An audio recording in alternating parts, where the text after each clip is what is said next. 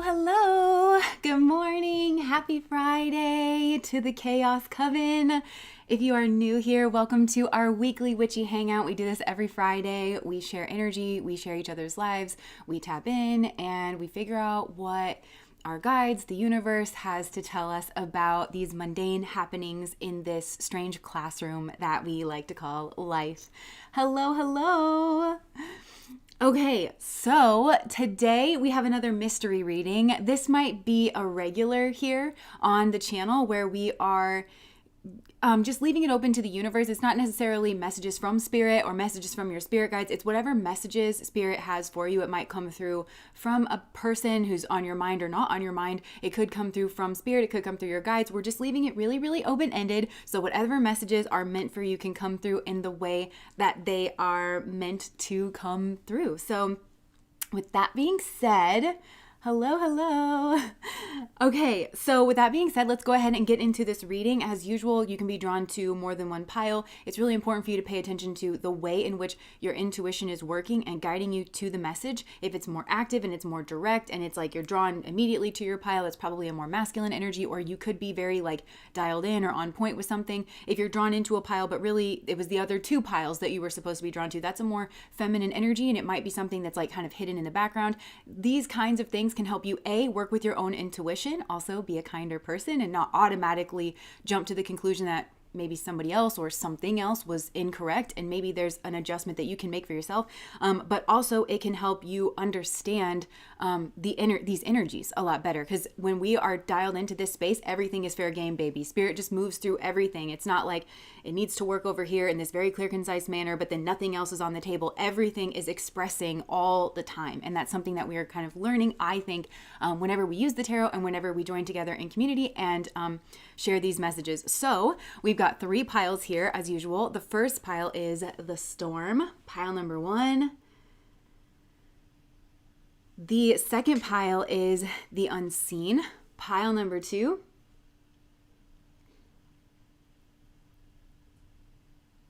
And pile number 3 is the forest.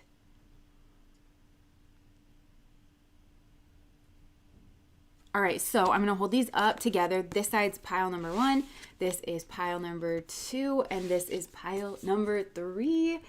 Just soften your gaze, allow your intuition to draw you in, take some deep breaths. You can touch your heart space, whatever works for you. And, okay, let's get to it. Okay, so pile number 1.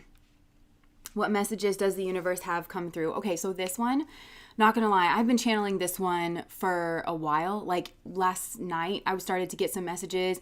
It was kind of keeping me in and out of sleep. Last night, I didn't really sleep too well because some of this was coming through. So I feel like this has to do with a particular person in a particular situation that a lot of you would associate with like a soulmate or a twin flame or there's some kind of higher purpose to a spiritual connection that you feel with another person. And I feel like you are heavily on this person's mind. Now, the energy that's coming through to me, and keep in mind it is an energy. If I mean male or female or man or woman, I'll say that, but the energy that is coming through is it's a more masculine energy. So I feel like it's a masculine energy that I'm picking up on, and I think that you and this situation have been heavily here on this masculine energy's mind, and it feels like potentially like ruminating or thinking, processing, figuring out a way to kind of communicate something. It could be keeping somebody up here at night, but there's like a timing thing with this, because even though it's like, okay, I've spent some time thinking about this, I've spent some time preparing for this, then it's like when the time comes, then maybe they're kind of dragging a little bit, or they don't feel ready, or they're late, or something here like that. So that's the situation here that I'm picking up on. Now, there's also a tower moment here, and I feel like there could have been a tower moment here on both sides, and I do think that it's coming with some kind of realization, but it's also jump starting certain parts of the body and certain chakra systems. So the way that I want to describe this is like, I think that, there's definitely been some kind of like shocking realization. Now, I want to now flip the energies if you need to for your situation, but the way that it's coming through to me is like, this masculine, okay, that I'm picking up on is a kind of a funny character, okay? Because I feel like he is, there's two sides to him. He's very dual natured. And this is something that he is actually very aware of, but you might not have been aware of. A lot of people might not actually be aware of this, okay? Because one of the sides to his character or to his personality. It's how I want to describe as like being very Cancerian. By the way, Spirit is the one giving you this message because this has to do with like debriefing and closure and processing and integrating and understanding certain things and healing and elevating your soul. Like understanding, like kind of clicking certain things into place as to like timing is a big one here with this group, like why certain things happened the way that it did, what's going on behind the scenes in terms of energy. So this is what's hidden here about this masculine, or at least it used to be hidden, right? So like I said, this one side, and it seems to be the more conscious side, not necessarily because he's conscious of both of these sides, all right? But it's like the more rooted side, the one that he's been kind of indoctrinated into and is expected to lean into and expected to uphold potentially, is what I would describe as being very Cancerian. So I think this is a masculine who is actually very family oriented, maybe does have a lot of family values, could be close to his family, but at the very least, there's like a binding energy with the family. Like it feels very sticky. There could be a lot of karmas. They're holding this family together, but it's not necessarily unhappy. And this family energy also feels like an energy where it's like, they're very held together by like cultural things and like belief systems and traditions. It's like, okay, we look this way, dress this way, we believe this way. And that is like, it gives this family unit a strong sense of like identity and a strong sense of cohesion. So that's definitely like a certain like part to him. Okay. But then there's this other side to him, which again, he's very aware of. And this side to him, I think is much more Aquarian, And so like that is the sign of the rebel. It's the sign of like not really fitting into a box. He's not what he's expected to be. And like I said, he knows this on the inside. Now I'm saying he just to like not confuse you here with the energy so you can kind of keep them straight. But I could be speaking about a female, but this is like a masculine energy, like I said, that I'm picking up on. He knows that he's not what is necessarily expected. Okay. Now for some of these masculine energies, this is like a structural thing. It's like a more long-term thing. This could be something like, being gay and knowing that your family has certain beliefs around that. And so it's like what this side to him, it's like he knows that his family will not accept it or will not understand. He potentially knows that there's consequences or repercussions for him expressing in whatever this way is that are like being shunned. And there's, like I said, there's a real desire to be accepted or to be like included. There's a source of identity that's coming from this family space, right? So, but it feels to me like there could be potentially like social and especially like social and financial repercussions to him expressing this like different side. Okay, so like I said, for some of you, it's more structural to who he actually is, and it's like more long-term. So this could be something like, again, being gay, but then knowing that they're expected to show up a certain way for their family. So it's like, okay, I need to figure out how it is that I'm going to exist in this like weird split state. But for others of these people, it's more of a temporary, like more temporal kind of a thing of, like maybe young adulthood or going through different like transitions in their life where they're kind of like, yes, I do agree with like the family values thing. I want to like get on board with that. But during this time in my life, I am really rebelling. I don't want to like fall in line with that. And like this masculine's values, his actual values are that he doesn't see a problem with it. So instead, this masculine, there's something here where it's like, okay, there's these two sides of his nature, but this is also very strongly tied to networks and location. Okay, now take that on scale because I'm kind of getting like a young adult sort of a vibe here, but again, like take this however it resonates. But it feels like he keeps these two sides of himself separate by location and by not mixing and mingling networks. And it is actually, it's funny because I want to use the word strategic, but he kind of shies away like when I'm using that word because he doesn't see himself as being strategic. It's just so known and so integrated into his system here that he just naturally does it because it's kind of self-preservation. It's a bit self-defense. Like there's reasons like why he's doing this and he's not trying to necessarily hurt anybody. Does that make sense? As a matter of fact, it's like he's a people pleaser a bit and he's trying to please everybody. And then he's like kind of caught in the middle, but it does make him potentially very strategic and it can make him very deceptive. Okay. And a lot of people end up being fooled and feel hurt potentially by this masculine energy. Not necessarily, I'm not saying that there wouldn't be some kind of like disappointment, especially on this like family side of it, that there wouldn't be some disappointment here, but it's, I think it's more like the shock or the betrayal or the lying or the withholding or something, like especially for romantic partners that can be a little caught off guard here. But like I said, he keeps these parts very separated by location. So it's like whenever he's around his family or his hometown or anybody that would potentially know his family, he behaves a certain way. And it doesn't feel necessarily like a lie necessarily, because he really is that. He just leans into that side of himself. Does that make sense? But then in these other locations, then he has Aquarius friends, like networks, on the fringe of society, or on the fringe of this town, or on the fringe of his family. So some of these people may know the family, but it's like they're like on the fringe. They're like kept away from the family. There's a distance because of age or not really getting along. You see what I'm saying, right? There's a distance here, and it has to do with location. Now take this on scale, because it could be this is a masculine who like grew up and then he went to college in a completely different country. For some of these people, it's like different country. Here in the States, it's like a different state or a different city. But if it's like the same town, then it's like he's different in the church and like in his immediate community, or like the bar, like it's different locations. But I'm telling you, there is a thing here with locations where he indulges, and I'm hearing like really never the twain shall meet. He really does not like to kind of indulge this. So I'm getting that you got a certain impression of him, and honestly it could go either way here with this group, because I do feel like there's a soulmate energy, and I think that's you. But again, take this however it's resonating. Because there's this soulmate energy, okay? And he met the soulmate in one location or another, and he's introduced that soulmate to one side of him or the other, right? And it's like they don't necessarily know that the other side is present, that the other side is there, okay? So that's where I feel like this storm energy comes in, this kind of like lightning strike sort of comes in, okay? Because this masculine energy is expressing this dichotomy that he knows, okay? He expresses it in his life. He knows it's there. And I do kind of feel like it has to do with like religious indoctrination, because men in these more traditional systems, they are actually still taught that they have agency and that they can understand their heart and they can understand what it is that they want, and they can go after those things and they can still kind of make those things work. So this is a masculine who still is very aware. He was taught that it's okay, and he was taught how to get in touch with his heart space and to figure out what it is that he wants, and that it's even okay for him to figure out and cut a path for him to achieve that, whatever it is. And I think that kind of includes secrecy. This is kind of feeling good old boys a bit, like, just as long as people don't know, or like, again, as long as you're keeping this separate, or like, it feels like he was kind of taught that either overtly or covertly.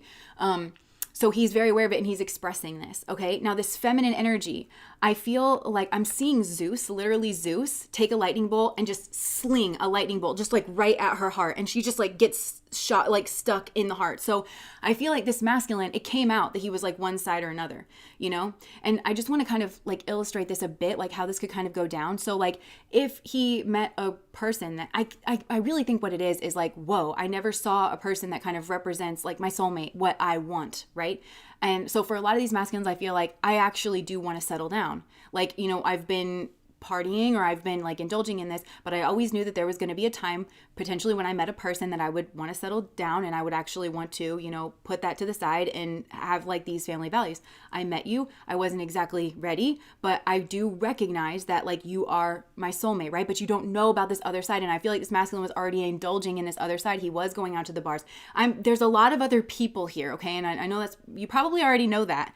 Like it would be triggering, except for I feel like that you already know. Like the triggering part is kind of like already over, right? So he could have been just like having random hookups. With this Aquarian energy, it's like could be hooking up with friends, or could be hooking up with somebody that is like shocking to this feminine in some way, right? Because it gives her an entirely different impression than how he was presenting himself, right? But it could also go on the other side of things, like he met his soulmate in this Aquarius type of an energy where, it could have been like, okay, well, I'm trying to hide the fact that I'm gay, like, to my family, but then I met, somebody who's the same gender as me, and I fell in love, and this person's my soulmate, and I want to be with this person, but oh shit, now what do I do? Because now I know this. So it's forcing kind of like a decision, right? But for others of you, it could be anything. It's like they're just not like what the family expects them to be, and we see this time and time again in the readings. It's like they're not the right race or the right religion, or they have tattoos, or like it's something superficial. And this is reminding me of I never actually watched Girls, like the sitcom, but I have seen like a lot of clips, and there's this one clip of Adam Driver, who I think his name is also Adam in the sitcom. He's explaining to somebody, he's like, just because we didn't really know each other, not talking to her, but he's talking about like somebody that he used to date or somebody.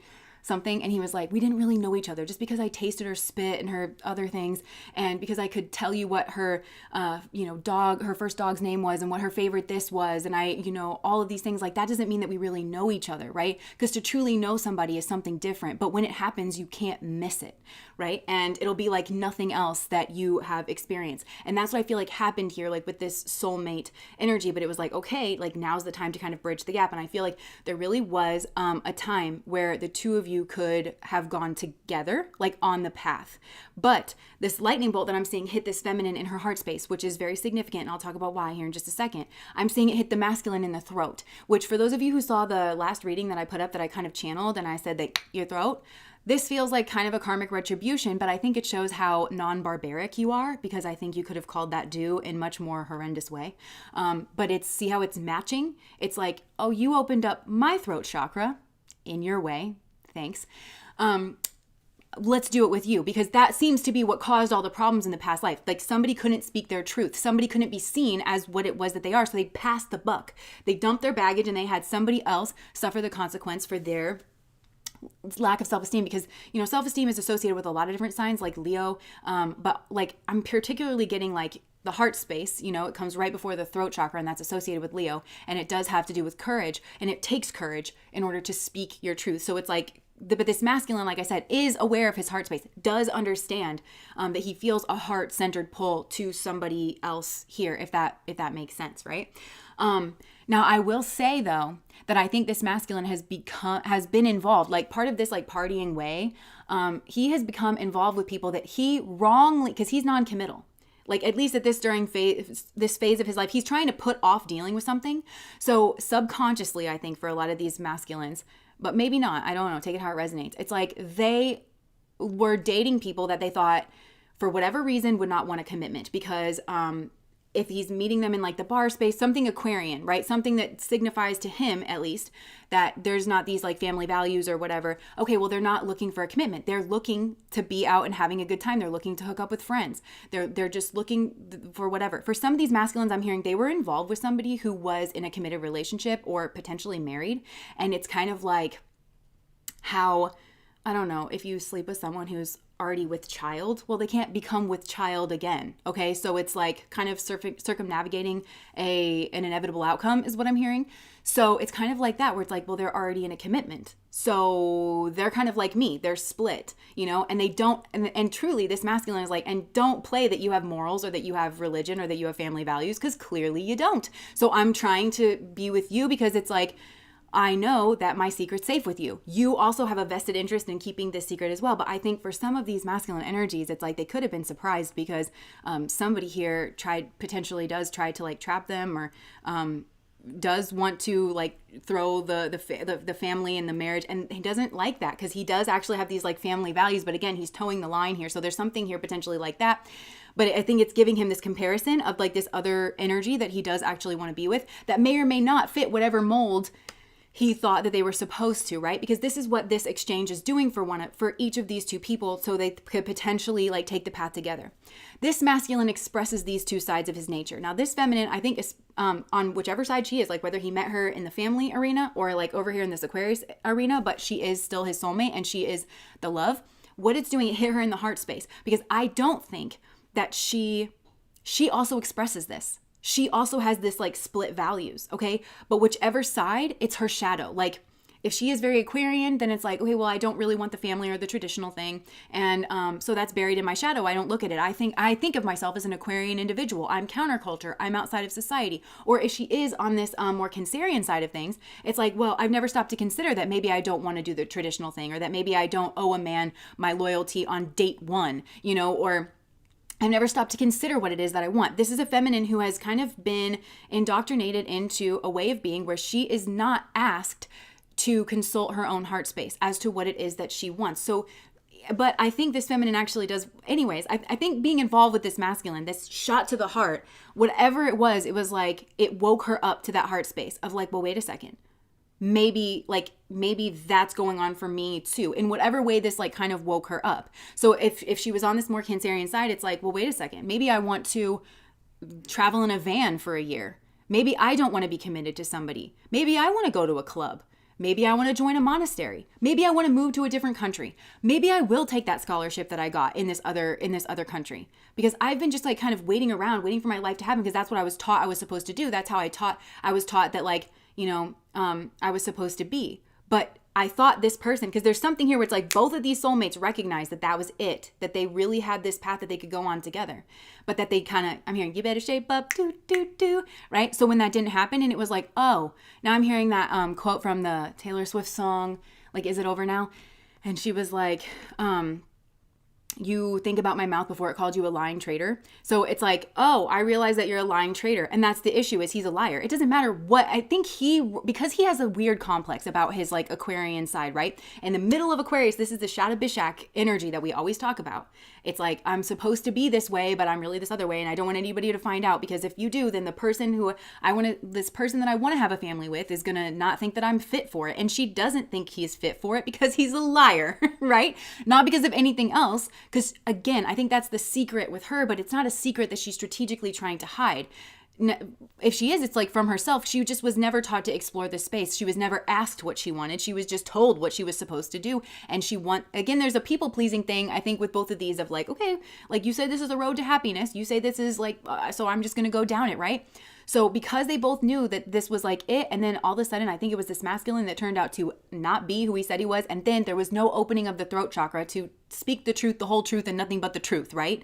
Because the truth, I think, for this masculine is like, look, I have this other side to me, okay? But you make me feel different. And I know that might be scary, okay? But I want to try to do something. So we can start small, or we can whatever. Like, let's figure out our way. I want to try, but I have been this way. It is true. Because I think that's the one thing she needs from him, is the truth. Because you can actually forge a path with somebody who's telling the truth, right? Because if they do mess up, they're more likely than the liar to tell you the truth. You know what I'm saying? Like, you can take a risk on that guy. You can't take a risk on somebody who just wants to bury and hide and not take accountability. There's not the building blocks like for the partnership there. I think that's her issue with him. I don't think he understands that. I think it's not manly. I'm just hearing not manly. It's not manly to hide. It's not, I'm hearing chicken shit. Like, it's not manly to not own who you are and tell the truth, right? So this is a calling for him to integrate these sides of himself. And she represents that path.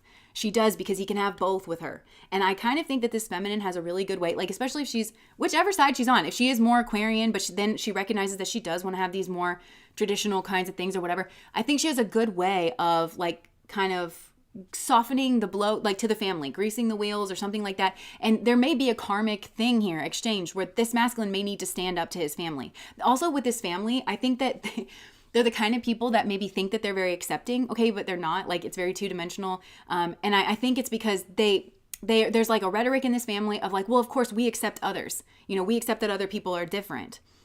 But they're others, they're outsiders, like to our family, right? But we're this nuclear thing, and there's either spoken or unspoken things. And we pick up on this a lot on my channel of like, no, you need to marry another Jewish girl, or I don't want to see you bringing somebody home that's not a Christian, or like, you know, whatever it is, or like you have to date our race because, you know, there's a fixation on the physical, which shows up as like a fixation on the body. And it does actually, like, I think it's buried, but it's like, no, we have the better way. And this is our identity. So it feels like a threat to whatever this is. And it seems like this person that actually, when you just pop the lid, well, this family's not really actually accepting to outsiders, even though they say they are. What's really going on is they're not accepting in general. They're not accepting at all, because their own members don't feel like they can be themselves, because their own members have ties to people, soul ties, resonance with people who are different than this family. And that's good. It's holy. It's healthy. It's the way it's going to keep happening in this family. I also think this family may have some kind of karmic debt to repay to certain family lines, where it's like, remember when you poisoned our well? I noticed your family has really good genetics, like blend that. Like this is it feels like this is the path together. You know what I'm saying? Or this family could potentially like wither on the vine or like die out or something like that, because this family has a karmic debt to repay. I'm hearing we can do this the nice way, we can do this the easy way, or we can do this the hard way, right? So it's like, this is the path to kind of like go on together. So this masculine may need to stand up to his family and say, like, this is my soulmate. I know that they don't meet all the crazy ass stipulations you've put upon me, whatever they happen to be, okay? But this is my person. And I think this family will come around. And I'm hearing but he can't, he can't be afraid to like take that step, you know, because I'm hearing from the prince in me where obviously he's a prince and she's like a commoner from America and everything. And the mother said something like, well, when that you know, at first I thought you were the death of us, but when that difference helps turn a boy into a man, which is exactly what will go on here, then we can actually look at certain things different. And I think that it's going to give this masculine more trust. He's going to be looked upon with his own sovereignty and his own respect and his own family, which is what he really wants. He's not going to feel subservient, you know, to their game or whatever. And he's also not going to get himself into this weird beige lifestyle that he doesn't want. He really doesn't want it. And neither does she. And that's like where, the two of you come together, because this blending of the Aquarian and the Cancerian is like, you're going to find what works for both of you. You both have I'm hearing like there's secrecy here, right? But I think the secret that both of you underneath it all kind of need to tell each other is, I want to be free. You know, like that's really it. Like you both get it. You do, and you want that for the other person. And it's like, okay, like, you know, but we can do that and still be good people, which is also like this is a group that feels like it has values and it has morals and, you know, it wants to kind of like live up to that. Right. Yeah. So that's like really what's going on, but he needs to open up his throat chakra and say the truth, the whole truth and nothing but the truth. I feel like that's what did not happen in a past life. And this feminine also needs to realize that she might not want that. But the thing is, even if she does want it exactly the way that she thought she wanted it, it's actually going to be her choice. And I think he needs to give her choice in some way. And he like kind of makes way. And I feel like that's kind of this pairing does that for one another. And I think this masculine in terms of this feminine's family is a real advocate for her, and maybe kind of like that block, you know, because he will be her husband and potentially the family recognizes that kind of authority, you know, like even in a more traditional setup. And it's like, you know, no, let her talk, or like, you know, no, she was saying something interesting. Like she has really interesting opinions, or like, you know, this group doesn't really like to hear opinions from women, but I'm telling you, this is one of my favorite things about her, and you should really listen to what she has to say or something. Like, you know, I think there's a real advocacy here between these two. And I am seeing potentially like a child, like a little male child, because this masculine energy, if he doesn't say the truth, he could potentially end up cheating and then losing the family. So that's why this is so like stringent what's going on here, because if he doesn't open up and like tell the truth, I think he could potentially even lie to himself and say like, okay, well, I'm going to lean over, but he hasn't practiced it, right? And we talk about this a lot, the dopamine hits, and he's built himself an addiction over here to this lying and secrecy. Now he's learned that he can get away with it. He's weakened himself, morally speaking. He has weakened himself. And I'm hearing he also has been mixing with untoward company.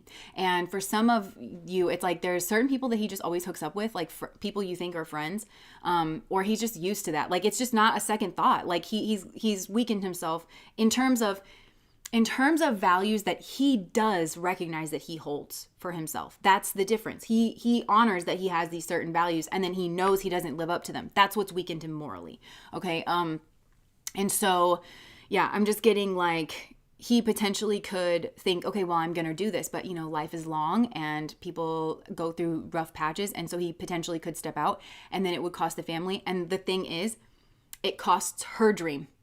Like that's the thing. If she was going to be with him to build her family, it costs her dream. And so I think, especially if she did see something here and then it was really cutthroat, that's another it was really cutthroat with this feminine. It's because, and I'm hearing he needs to take a page or two out of her book. She's protecting her family before it's even a thing.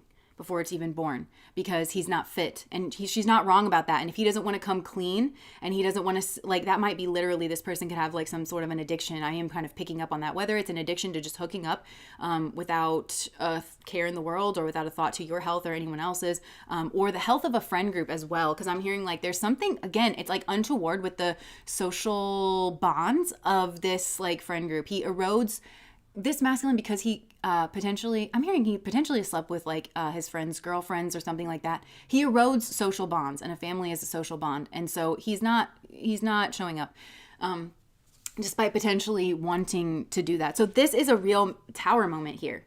And so it's like you can potentially have the path like to go together, you know? And this masculine is probably going to realize more and more that he wants like somebody here. Like, I just feel like you're going this other way. And I want to tap into this feminine's energy, because I think, again, she's going to explore her more Aquarian side. So Aquarius to me can mean distance, and she's healing. So she may have gone a distance in order to heal. That's what I was picking up on before of like, I am going to take that scholarship to go to that college that's out of state, even though I wasn't going to, because I didn't want to be away from my family, or, you know, because I'm hearing like nobody's reliable. Like she potentially could learn that nobody's trustworthy, nobody's who they say they are, nobody's reliable. So I'm on my own and I might as well explore my own path and figure out how to make myself happy and what it is that I want. Or potentially if I'm really honest with myself, my heart's been pulling me in this other direction and nobody can be relied upon. So I might as well go that other direction. So I get the sense that this masculine energy, may like run into her or may check up on her, and she's going to be doing something Aquarian, something that shocks him, or she's going to be around a group of people that shocks him,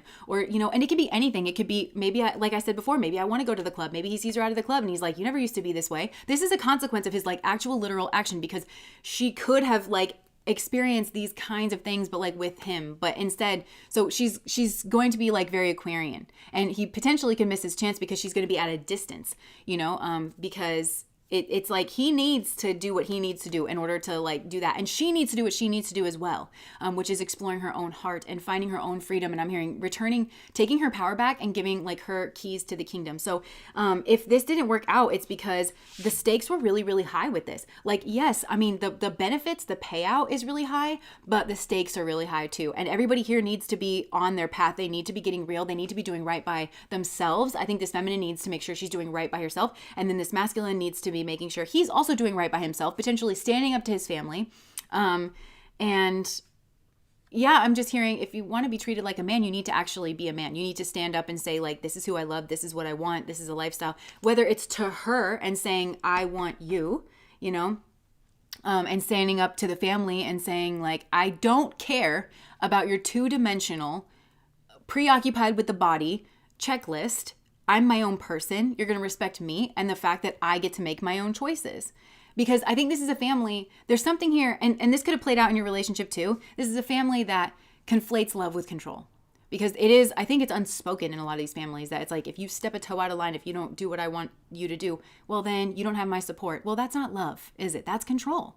And so I think potentially this masculine could have resulted to repeating those control tactics that were used on him, like potentially I'm hearing like to his beloved here as well, but that's what's caused the storm. And I'm seeing this as like an electrical pulse, like waking up. That's what I was getting, like waking up certain chakras in the body, waking up the heart for the feminine, like what's in here, like, right?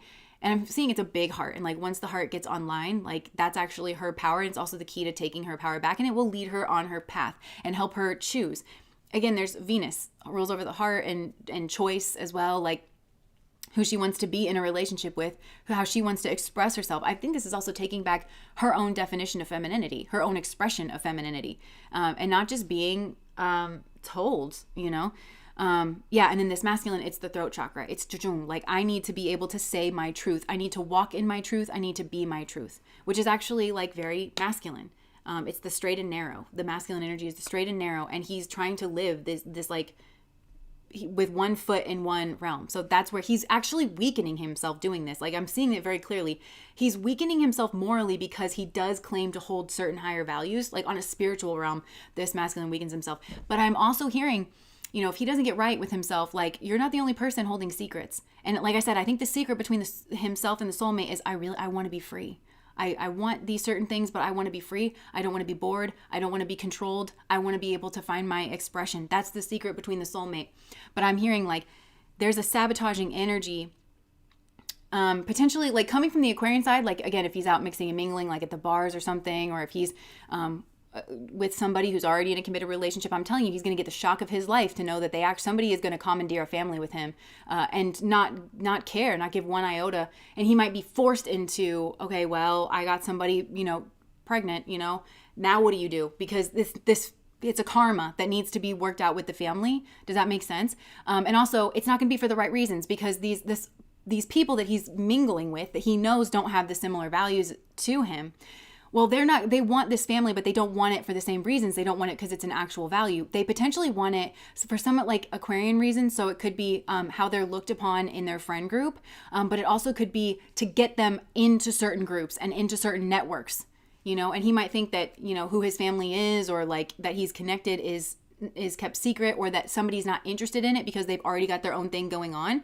But I'm telling you, that person is going to, it's a karmic, and there's several of these. I've picked up on this before, where they're just going to kind of come out the woodwork to try to embarrass him, or to try to make this side of him known, or he's going to have to wrestle with it in some way, shape, or form. And there's secrets over here. I think they both could be cheating on each other. They both could, there's a lot of secrets. And I think the secret is that it looks like, if he has to forge a family from this, it's like it looks like a family on the outside. It looks like the values that he wants, but actually, because there's such a split in the values between himself and whoever he ends up with, it's not that. And there's a lot of secrets here between the two of them. And there's potentially secrets around, I'm hearing somebody would get pregnant, and it's not true. Like, it's either they're not pregnant and then they're just trying to get that way. There's something here that's like just a lie, because he has to confront the fact that he's a liar and that he withholds information. So then he's going to see that reflected in his environment,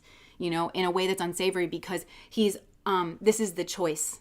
Like with the soulmate, this is the choice, and not making a choice is making a choice. There's also a possibility where he like gets into some type of like family situation, but it's like, it's boring, like, okay, well, he does, but it's like, he doesn't see himself reflected in it. Anything that like, he's like, well, I'm really interested in like this religion or reading this book. And it's just completely like not understood by, the partner, by the family. Like he again feels like the black sheep. He's got to work these things out. There is a highest and best path, like with the soulmate, but then he can, I don't know. So this is meant to cause a tower moment, and it's meant to cause reflection, and it's meant to wake up certain chakras, if that makes sense. So that's the message that Spirit has. It's wanting you to understand like the significance, the spiritual significance of this, and why potentially everything's a mess, like with a storm or like electrical storm.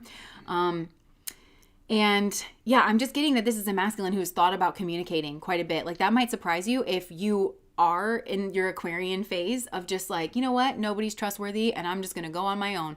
Like and it's just going to get harder because there's going to be distance. And he might find as well with this feminine that she might not want the same things. She may not want like the traditional thing anymore, just at all. She may not want it with him because he's proven himself a liar and she doesn't think that she can trust him. Or she may not want it at that time because she's like, no, you know what? Like you showed me that, I want to do what you did. I want to go explore other options. I want to just, I have a friend that I hook up with and I just want it to be that, like I'm not trying to, whatever it is. And that might really shock him, but he's kind of done it to himself because there was a possibility for both of you to be fulfilled and like kind of take that path together. So that's really interesting. Look, the Fool.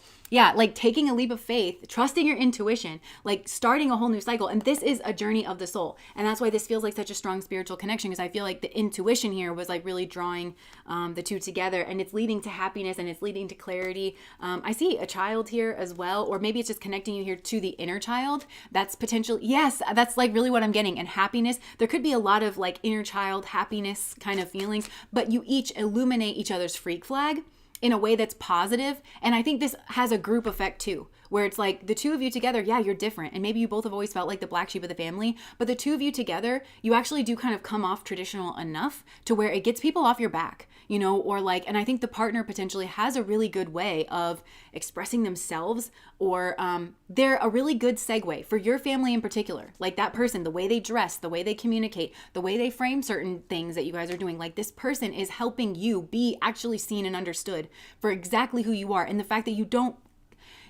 buy into like the societal thing in one way or another. And so it bolsters, like, it's like beautiful things that are kind of like happening, Ace of Wands. This is like a very fiery, passionate new beginning, and it's karmic. It's redressing the balance here. Like that's what this path is. It's redressing some kind of karmic balance here. And it's bolstering strength, and like, yeah, with the 3 of Cups here as well. I mean, it's very strong. It's very powerful, beautiful energy. So anything else, Spirit, that you want pile number 1 to know here about this situation? Okay, so somebody here, again, I feel like it's this masculine. I've never noticed this before, but there's like a hand that's like reaching up, like reaching for help. So I think he might just really be in the thick of it right now. There's somebody here that way. This masculine energy is really like taking over this like first group. Okay.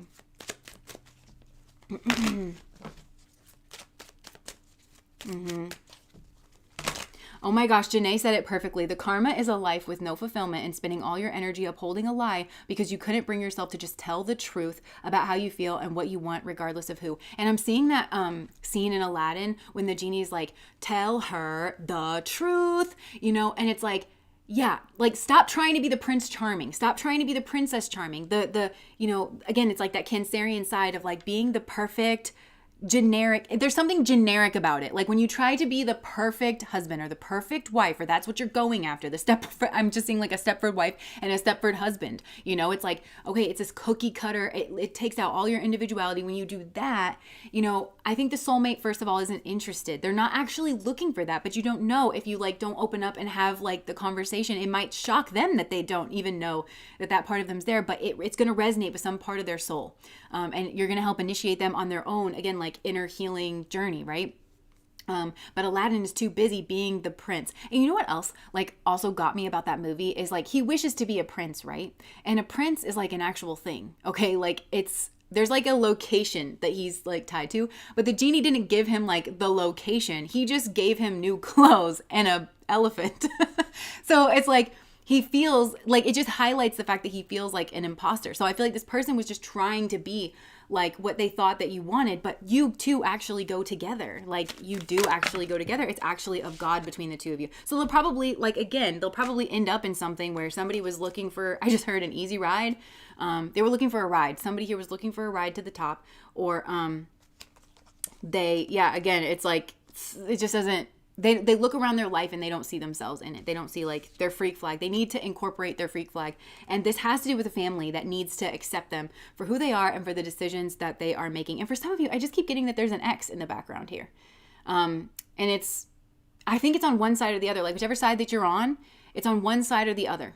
Okay. Like you're the soulmate. So, and there's somebody here just being kind of strung along. It's really toxic, regardless of it represents this kind of like toxic side. So again, if you are on the family side, then this is somebody this person like hooks up with, and it's very toxic and it's very dramatic and it's eroding this person from actually being able to live their values. And this could be multiple people here as well. But if you're on this more Aquarian side, then it could be somebody that like knows their family, their families are friends, and they're expected to, be with this person, even though there's no actual connection, but I feel like there is somebody here and it's a karmic, whoever it is, it's a karmic, and it's tied to the family in some way. This karmic's tied to the family in some way, even if it's like they are this Aquarian figure that then wants to try to join the family by like muscling it over. You might find that like the family is weirdly accepting of this person, even though or this masculine would know that they're like, absolutely, they don't stand for, not really, they don't really embody the values that this family professes, but it's because they're all hypocrites over here. Like he's going to have to realize that they're all hypocrites, something like that. Yes, I was channeling that hair flip. Okay. Anything else? Whoa, she arranged for her cousin to be with him. I was like, whoa, this is like, what in Alabama? Sorry. Okay.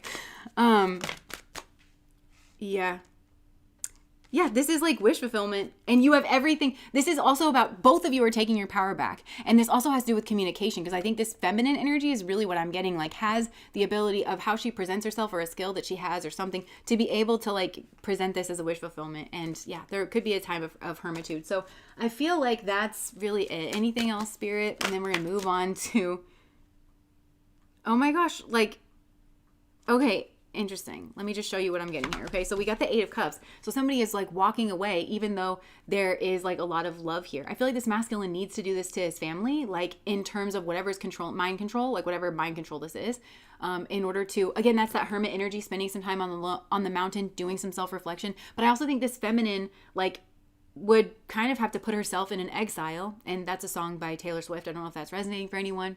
Yeah, I'm hearing like, I can see you staring, honey, like he's just your understudy or something. But the feminine will probably have to leave in order to like find herself and her dignity. I'm also hearing like whatever superficial nonsense this masculine is looking for. Okay, that's another line from that Taylor Swift song I mentioned earlier. Is It Over Now? Where it's like, you were with every maiden trying to find something better, then like the genuine love between the two of them. But I just lost what I was going to say about it. But anyways, like, yeah, I just think that, the best part, like this masculine maybe trying to like, I don't know if he's really messed up, then he's like trying to one up this like feminine energy, or like, I'm going to find somebody better, or I'm going to find the perfect package like to present to my family. Right. But, he's never going to do that, because this person's going to be corrupt or like hollow on the inside, or much like not have the values like on the inside. Why does this keep slipping out of my head? It's so strange.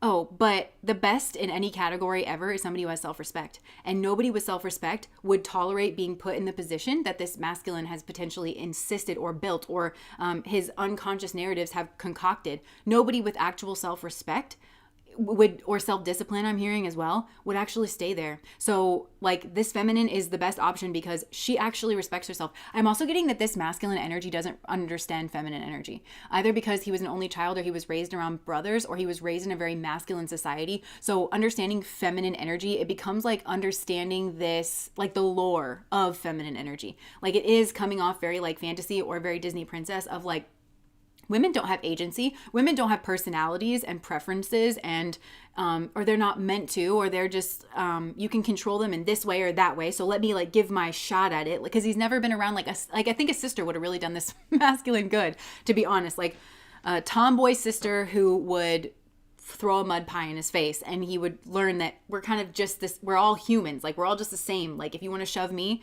I had a sister. I've never been in a physical fight, but I fought my sister. You know what I'm saying? Like women are not delicate little creatures. We know that, we're around each other. But like, I just feel like this masculine just doesn't have that like understanding here as well. But anyways, there's like some kind of judgment here. And I feel like, yeah, the feminine's walking away, and then potentially this masculine is trying to defend like his position. And potentially it's like all these options. Yeah, this is like karmic, where if he's not cutting off his options, he's got to defend himself, because somebody here is like being strategic, and I don't know. Then the feminine energy like has to walk away. I think you guys kind of get it here with this pile. Yeah, the death energy, and like something here. Again, I'm kind of getting, okay, I just heard on poo, but I'm getting like the end of Scorpio, Jesha energy. It's womanizing energy for males. And for females, it's like the elder sister that does not get the respect that she deserves. And then, but there's a lot of clinging to these old patterns. And then that's what tips into that Gandanta point. Then comes out Mulla on the other side with Mulla, where there's an extreme reversal in fortune. So I think, again, like, if fortune played a role in this, then I think like this feminine wasn't good enough on a fortune level for this masculine. I think this feminine is going to be climbing, and I think this masculine is going to be going down. I'll just say that. And it's karmic. Yeah, there's grieving here, and potential like strategy, like sexual strategy again, because this masculine, maybe both of you, grew up in an environment that confused love and control. So that's what I have for pile number 1. That was unfortunate. Yeah, we can be delicate, but if you think that's all we are, you're dead wrong. And society just continues to talk about women as if they're a monolith, first of all. I hate it when we talk about any group as if they're a monolith. And I know a certain amount of that cannot be avoided because we're trying to have conversations about like, you know, these huge energies. And so we have to kind of approximate or whatever, but I just can't stand that. But I think, yeah, what's special between the two of you, I think this masculine may be learning this especially. It's like, well, maybe both of you. It's like what's special between the two of you has to do with your uniqueness. Has to do with the fact that as souls, you just know each other. Like you're just unique. You don't actually fit the mold of what society said is going to be perfect for you, and yet you're perfect for each other. And that's like God has a hand in that, is what I'm getting. It's something that can't be seen, and everybody involved, including this family, is learning to not be so superficial and to know what true acceptance is. Not just of others. Like I think it starts with accepting others, but then understanding like accepting your own difference, and that you don't have to be whatever society says you have to be in order to get love. Yeah. The conner got conned. Yeah, I mean, games is only going to get somebody tied up in their own mess here. And then they're going to have even more to explain. It's just making it harder and harder. They're like kind of burying themselves. Okay. I always get like nervous. Let's move on to pile number 2 here. I always get nervous whenever like we're making the transition into a new pile, because like that pile was so like crystal clear here to me. Okay. So pile number 2, the unseen. Okay, I'm getting that you're really sad. you're really sad and things are like, I'm just noticing like this pixelated sort of a nature. So you could have learned something like online, or you're starting to put things together. This actually is very strong Isis energy, but I'm seeing like a TV or a screen. And this could be like you're learning something here about the world, but it's reflecting something here about yourself. It's like filling in the dots here about yourself, and things are starting to come into focus. But it is kind of giving me, like those old films. I almost said old timey. I don't necessarily mean old timey, but like before 4K and like, all these things. When you watch a movie that was filmed before all of these things, you can actually see, like a lot of flaws in the actors. You can see their makeup lines or their pores or like whatever. So I feel like that could be going on here with this group in one way or another. It's something that you didn't see before here with the unseen. I also feel like this group has a lot of guidance right now, like a lot of behind the scenes guidance from your spirit guides. I'm hearing, do not be afraid. This is the healing work. This is the shadow work. Do not be afraid. I feel like there's something here about the ways being blocked, or two decisions here in your past that you made, and it has to do with the seventh house. So relationships, contracts, business deals, and it has potentially, there could be two bullies like in your mind, but also like in your atmosphere. There could be two people who are very obstinate, very stubborn, that are around that you are in relationship with. And you're starting to see this very clearly now, and how it's blocked the way here for you in some way, shape, or form. But you still want to kind of get through to the other side, but you're feeling maybe very tired. There could be like just not taking care of yourself energy that is coming through here. There's a hidden truth. I bury myself in work to forget you. I left when I saw you with someone. So many things remind me of you. Interesting. Yeah, so you could have seen something here, and it's helping you uncover your shadow energy. Now, I feel like this group, similar to this card that I'm getting here, it's like maybe you put on a mask out there for everybody, and it's like you're happy, but really on the inside, you're feeling very sad, and you feel like you can't really express this. There could be a humor thing where you're using humor to kind of deflect, but you're denying your emotional truth. But your emotional truth is actually the key to this bright, beautiful new beginning. And your emotions are actually helping to guide you as to what does need to be destroyed. And I feel like there's two things in your life, and it could be relationships, that you feel it's just like insurmountable. But it's like you have to, again, this feels like you have to voice your truth with this destroyer energy. It feels like this volcano that needs to erupt, and it doesn't even necessarily feel like anger or like definitely not like violence or rage. It just feels like something has been building and bottled up. But I do think it's fiery. So it could have something to do with like your passion, or like, I always wanted to be a filmmaker, like that passion energy or something here like that. And it's about what's releasing what is potentially destructive, preparing for new life. Some of you may need to go to court. You may need to make a final decision here about a relationship. Yes. And it's making you really sad, but you're starting to see things clearly. Yeah. I'm hearing you're starting to piece together the dots. There was holes in the story. I'm just hearing there's holes in the story. And it might have even had to do, you could have found out somebody was cheating on you here, is what I'm getting. Like there was holes in the story when it came to a certain individual. And you have been trying to figure this out for a long time with this engineering mindset, like this ability. I think you're a very smart person, okay? And you probably have a very Libran attitude, or maybe like this strikes me as a person who maybe has developed like a sense of humor, like with this Fool energy, right? Like you're the jester. And a lot of people who are like that, they're like that because they were the peacemakers in their family. Things would start to get high, like tempers would start to rise, and you knew exactly what to say to kind of release the tension without having things explode and make somebody laugh, or divert the energy. So I think you're very good at that. You're very good at, this is an energy worker group. And if you have not gotten into energy work, I think that you have a natural knack for it, a natural talent for it, because I think you're used to you're used to maneuvering energy, but I think you're very smart. And so you have this ability to give creative energy a practical expression, and you have a talent for designing resolutions to common dilemmas. But the dilemma that you found yourself in, there is no solution. It is meant to break. It is meant to be you have reached a dead end here. You've potentially involved yourself, unbeknownst to you, with a person that you did not see clearly. There's holes in the story, and where the only self-respecting decision is to leave. It really is. Like, I've been getting this energy. I don't like to stick the landing on these kinds of things, but this looks plain as day. And I think it's plain as day to you here as well. I don't think you like the reflection of yourself here either. And I'm literally seeing someone staring into like a black mirror, like staring into, their iPad or something. And like, they're seeing like this reflection of themselves and like, again, the life that they want to live. Like maybe this is just like being a couch potato and, you know, drinking every night or something. And it's just because there's just no like sense here. Child wounded. Again, I think like some of you are realizing again that this is like has to do with inner child stuff. Potentially there's also a child involved, and you're afraid that you're wounding this child because you are modeling like a relationship to somebody who should not be. The modeling that needs to be done is how you admit when you're wrong and how you have self-respect or like something like that. You know, you're kind of otherwise, something here like that. Somebody, I feel like you're learning about nature, about your like your childlike nature or your childhood self.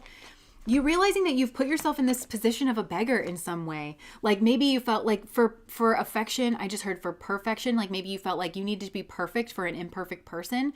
And that really now this person has gone off and been with somebody who would like stand up to them or like, I don't know. It's like I'm getting for some of you, it's like you try to contort yourself into knots, into pretzels, like in order to appease somebody or in order to try to forge a relationship or make a relationship work. Make a relationship work, but you knew that it really wasn't going to work. And so you feel like you've been put in this position of a beggar. The finances could be involved here as well, where it's like, you know that you need to make a decision, but you potentially feel blocked because of finances. And this is all meant to teach you confronting empowerment at the level of physical survival, awakening the spiritual authority of humility, compassion, and self-esteem. I'm really strongly getting self-esteem for this group. Like, I think this also could have been a group. I'm hearing bait dog. Like, you could have, some of you intentionally did this when you were a kid. Maybe you have siblings or something where you would kind of draw the ire, like kind of towards you. But it's like bait dog energy, or you used to be singled out or something like that. And I think that you're maybe with somebody who is a bit volatile, but it's like kind of tyrannical. It's a bit like we don't negotiate with terrorists. That's kind of like what it feels like to me, where this person is a bit like underhanded. This person's like really underhanded that you're dealing with. Okay, interesting. Look, God has put this blockage in your path to help free yourself and others from destructive impulses. If you have a child, this is part of your karmic contract with this child, is to demonstrate how to free yourself and others from destructive impulses. And I think it was a destructive impulse that led you to making a decision here about a person who I'm hearing like you really shouldn't have been in a relationship with. And potentially like you know that now, like there's just a fundamental incompatibility here. It's like you guys, it's like even if you sit down and talk, it's like you talk right past each other, or like I think this person's very stubborn. It goes beyond stubborn. It's like they're tyrannical and they may be slick about how they're stubborn, making you think that they're making concessions when they're actually not, or something like that. But I think there's a real stubbornness. And I also think there might be a person in this person's life that they're in a relationship with, that you weren't seeing that relationship clearly. And it's like they're refusing to give that person up. Whoever it is, it could be a family member. It's like you feel like there's somebody in your relationship that shouldn't be there that's causing like a lot of conflict. Also, there could be causing conflict, like with like some kind of, look, the wounded child keeps coming out. This is like a wounded child kind of an energy. Yeah, look, from the wounded child to the child divine. And that's why we have God energy coming out. That's like, look, free yourself and others from destructive impulses. And I'm just going to say this because I have a spiritual worldview and I have a spiritual perspective. Ramana Maharshi, this guy behind me, he was a really cool dude. And he would say the only thing you have to do here in life is to turn on like the inner light of illumination. That's the only thing. That's the best thing that you can do. It's essentially freeing yourself. But we get lost in the sauce and we are always told by our cultures and our societies that we need to do X, Y, Z, X, Y, Z, X, Y, Z. But he says really the thing that you need to do, that you need, is like freeing yourself. And I feel like you may have been in a position where you're like, I did everything right. I did everything I was supposed to do. And it's like, and Ramana is saying, turn on that inner light, or like whatever it is, like something here like that. Confess away, mud chat, confess away.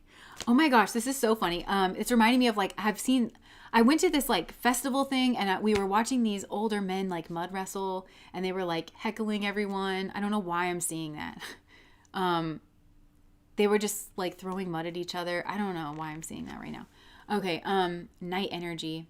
Loyalty. Okay, so there's a question of okay, let me read this. Loyalty, romance, and chivalry, a love of honor. I think that's you. Like you have that, and so you want to live up to it. But you have an allegiance here to a destructive ruler or principle, and romantic delusions. So you've gotten yourself, I think, into a situation where you can't really live out your values because and really don't delude yourself further. Your values are split here because I think you do have a value of being strong and having self-respect and modeling healthy behaviors for your children. And you also potentially have a value of commitment and like, you know, maybe like you don't get divorced or again, loyalty, romance, chivalry, and a love of honor and being very honorable. But those two things are at odds now because of the person that you find yourself in a relationship with. And I do think this is on a romantic level, but it could be in, you know, I don't know, it's like potentially you need to make a decision here that could make you feel dishonorable. But the seed of what happened here was in the past, and it was because you weren't seeing certain things clearly. Okay, let me just see. I feel like there's multiple people involved, and I just want to pull some cards about like what exactly is going on. This little light of mine. This marriage was the catalyst for my hearing God's whisper. Yeah. Mm-hmm.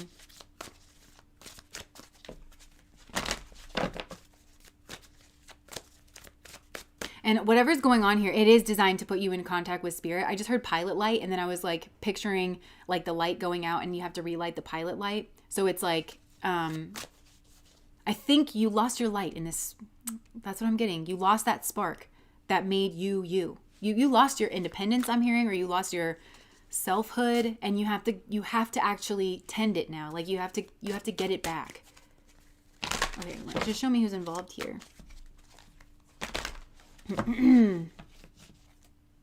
Look, Hades.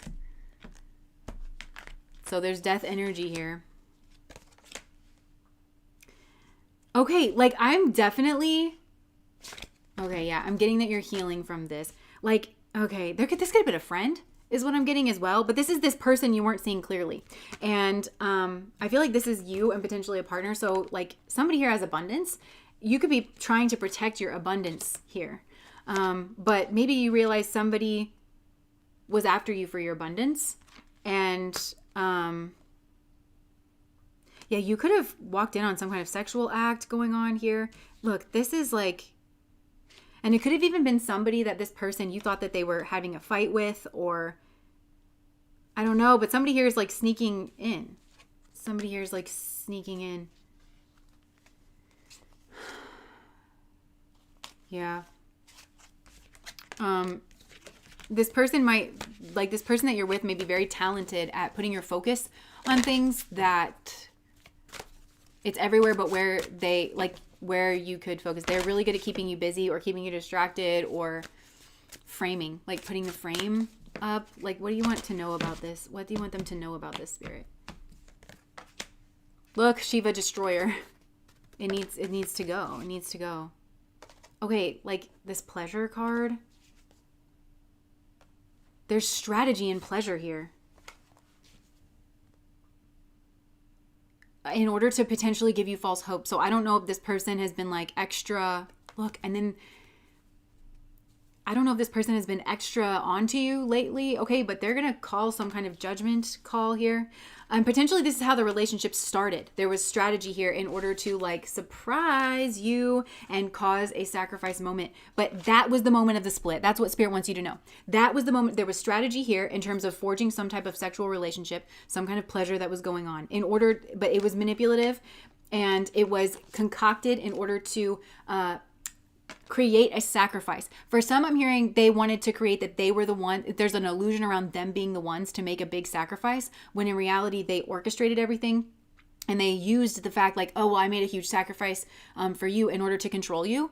And what was really happening is they were convincing you to make a sacrifice. And whatever it was on a material level, what was going on is you were sacrificing yourself. You were, that was the moment of the split. Okay, you're just now becoming aware of it because those consequences have had time to like fully take root and like grow and like actually be seen.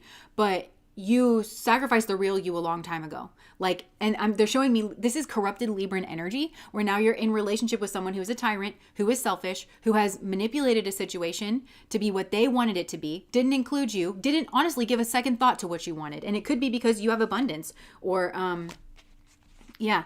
And they knew that they could get away with whatever they were getting away with on the side. That's also a possibility here as well. And they're using that Libran energy to manipulate, control, and actually be a tyrant. So it's like, I need you to consider my needs. but they're asking you to sacrifice things that you shouldn't be sacrificing, things that are fundamental to who you are, sacrificing your independence, sacrificing your dream on the altar of whatever this was. And potentially, like going back to pile number 1 of like this split between like the family dynamic and this Aquarian thing, it's like they're asking you to make sacrifices in order to hold on to this family situation. But this is like concocted. This was definitely concocted. So it's like, well, in order for you to keep this and to keep your honor, this person holds the purse strings is what I'm hearing. So some of there could be financial abuse that's going on here. But they're just getting you to repeatedly cast yourself on this altar of sacrifice in order to keep the things that they know you want. But this person, I think when you really look at it, it's like, whoa, this person has never really had those like family values, or they don't really care about the children. They use them as pawns. They use your family and your heart and your desire for that as pawns. Like you're really kind of seeing that. You could have gotten dazzled, by beauty or temptation or like physicality here, or it even could be the beauty of like, you know, a place or a certain kind of life or something like that. There was a dazzling. It's all coming out. Yeah, they give back nothing. Yeah. Okay, so let me just, I feel like there's more information. Okay, broken mirrors. I just heard 7 years bad luck. I just saw the X. So I feel like there could be an X. You didn't see this X clearly. Could be sick and tired. You thought the X was sick and tired, I think, but this could have just been, there's a push-pull here. Drama, addictions, love-hate relationship. Yeah, this person could have had an X, and that they were in some kind of like roller coaster dynamic thing with you. Didn't see that clearly. I think this person would tell you that they were in a fight with this person or at odds with this person or something. I don't know. Unless this person is your ex, and in which case you could potentially be the one getting hoovered back in like with this person. So take it however it resonates. But you're receiving guidance about this because you really are sick and tired, but also like, right, this guidance card, right? And then sick and tired. Cycles over it, decision made. There does need to be a decision made here. I also feel like your guides are over it. I'm just hearing like you're not gaining any, you don't receive anything from this space. Like I think that's really what it is. It's an infatuation, denial, obsession, and attraction, and that's not love. And it's causing some kind of controversy, drama, scandal, truth coming out. There's some kind of truth coming out here in this situation, and it could be that you lost a twin flame or you lost an actual soulmate here because you had some type of intimacy here with this person. I'm not going to show this because I don't know if YouTube will like it. Deuces. I think it could be coming out that there's been a real actual, like your actual person got lost here. I'm hearing they were also a sacrifice. There feels like there's something energetically going on behind the scenes on the spiritual level of a bait and switch of trying to get you to throw everything over for a karmic, for somebody who's kind of, I want to use the word demonic, a bit here. And they're getting you to throw over yourself, your real self, your genuine self, in order to try, like, that's you kind of ending yourself in a way. And then also getting you to sacrifice this real, actual soulmate on the altar of this person's greed and selfishness. Toxic people, addictions, bad advice, wrong crowd. Yeah, this has gotten you around the wrong crowd. So that's the broken mirror. So this, and I've gotten this before, this karmic energy, it's not just about getting entangled with one karmic. It's like, okay, now they have a best friend that's always at your house. You are now involved with their family or their friends. And it's like all this like broken mirror, this kind of toxic, I'm hearing toxic ass energy that is giving you like the wrong idea. And you may actually know that your values don't align with that, but because everybody has the same corrupted advice and it's horrible and it's all meant to control and dominate and keep you potentially living a life. There could be more than one person in on this, just so you know. Like you could have been targeted by this individual for whatever reason, and they could just have a toxic friend group that's like, you know, go target that person and we'll back up your lies, like that kind of a thing. Or they could have been in on it with a lover, you know, to like trap you for whatever reason. This is not your usual type. This person's not your usual type. I think you find them childish, immature, argumentative, playing the victim. And it's this push-pull. And I'm hearing you know better. Like you know this isn't a healthy relationship. Unknown caller, stalking, hanging up, unknown numbers.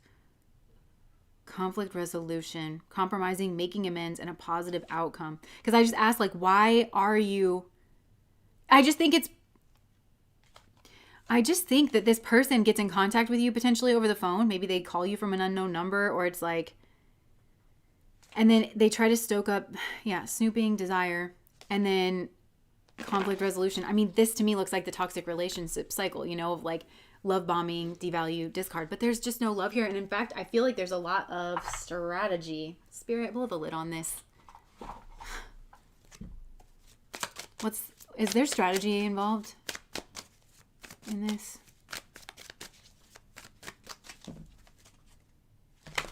What's the strategy involved in this? Could be intoxication, a group, partying. King of Pentacles. Yeah, okay, so this person could have been in a relationship that they wanted out of. There's also could have been a relation or a location change kind of going on here. They definitely wanted to progress themselves. But they wanted to give you the impression that you were saving them, is what I'm getting, or that they needed saving, and that they were offering you real love, but really they were offering betrayal. I think this person also could have told you some sob story about like they had been betrayed, but they were healing and they wanted some kind of like new love. Maybe they told you they had to compete for somebody's attention or affection here. This could have been at work, is what I'm getting, or it also could have been in regards to a previous relationship that they were in. And this person that they were in a relationship with was also being told that they weren't enough. They were also being told that they were like, I think they actually could have been the one. If you cheated with this individual, you cheated on this person was actually the victim. Like whoever it was that they were with, like you could have been told that this person was cheating, but then actually it just convinced you to become a cheater, like with this person, and to cheat on this person who had no idea that was going on. But that person, meanwhile, is then being bullied behind the scenes and told that they're not doing X, Y, Z. So this person's a puppet master. This person's a puppet master.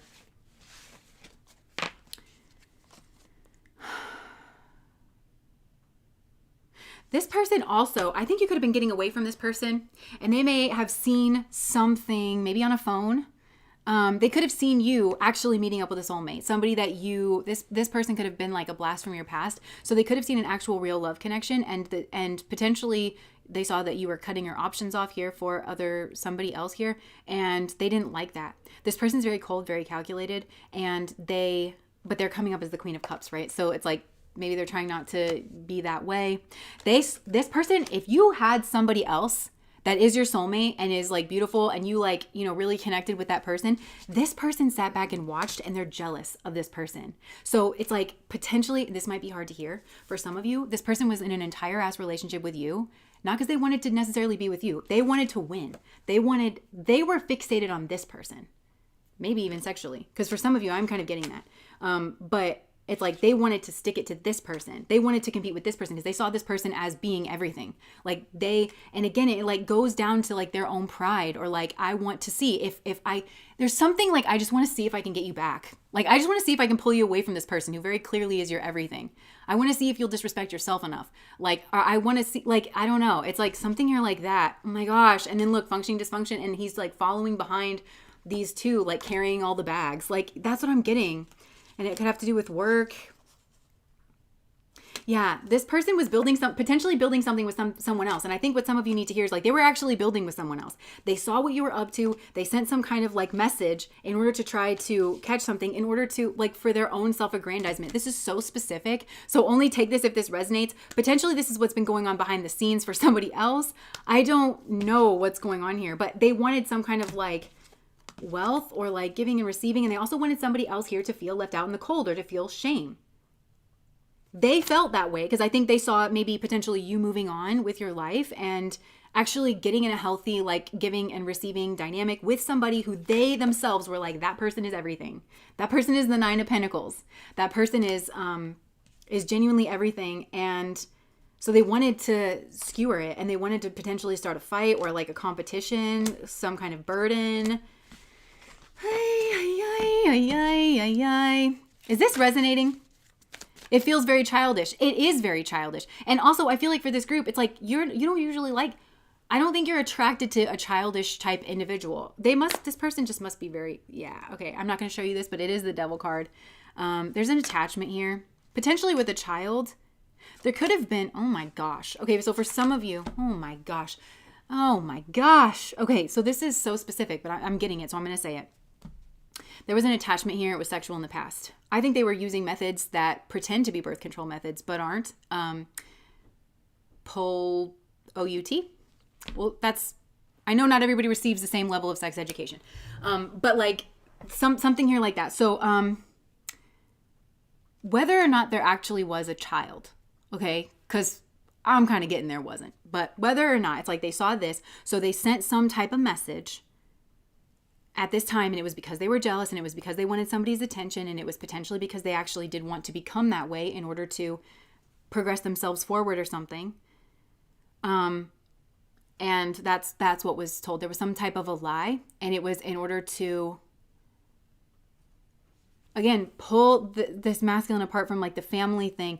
Okay, so what it did is it caused a question in this masculine's mind as to who God wanted them to be with, is what I'm getting. Like, okay, well, God, this might be a masculine who feels like, well, God made a baby over here, so that must be like where I'm meant to go or something. Like that must be some kind of sign for the universe. But I think there was a lie. I think there was treachery. I think there was deceit. I think there was timing of this. And there's also an intelligence test, okay? Because I think the smarter of these people, they were not involved with this person in that way. So it could have just come out like, okay, well, I guess I wasn't, or potentially they said that they lost something here and they didn't. This is so specific, you guys. But it was to pull, like it was to cause a drama, and it was to hoover essentially. And it was to manufacture an intensity and potentially like a passion or something. And it was also to bind them together with a manufactured secret. It's a manufactured secret here. Because potentially this person was already with someone else. So it felt very conspiratorial.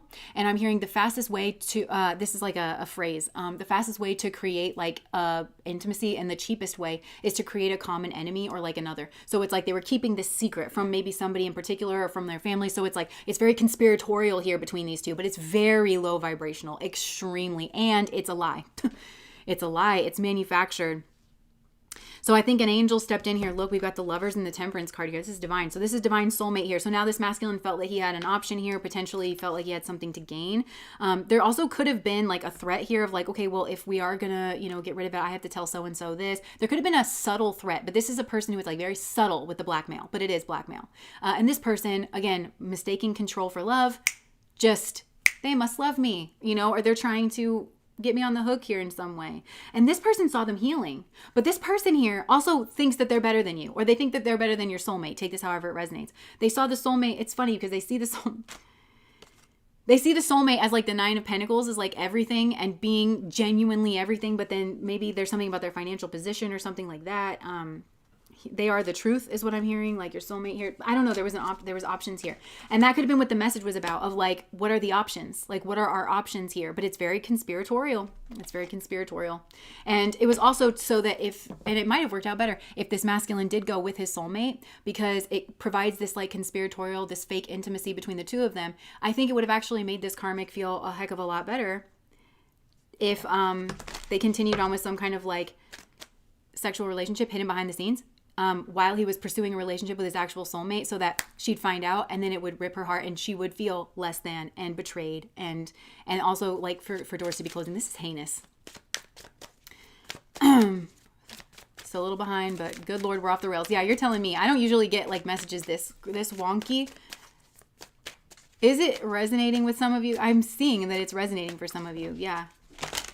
Like, and you might not know about this because I can see that it was manufactured to be a hidden secret between these two in order to manufacture intimacy or some kind of attachment.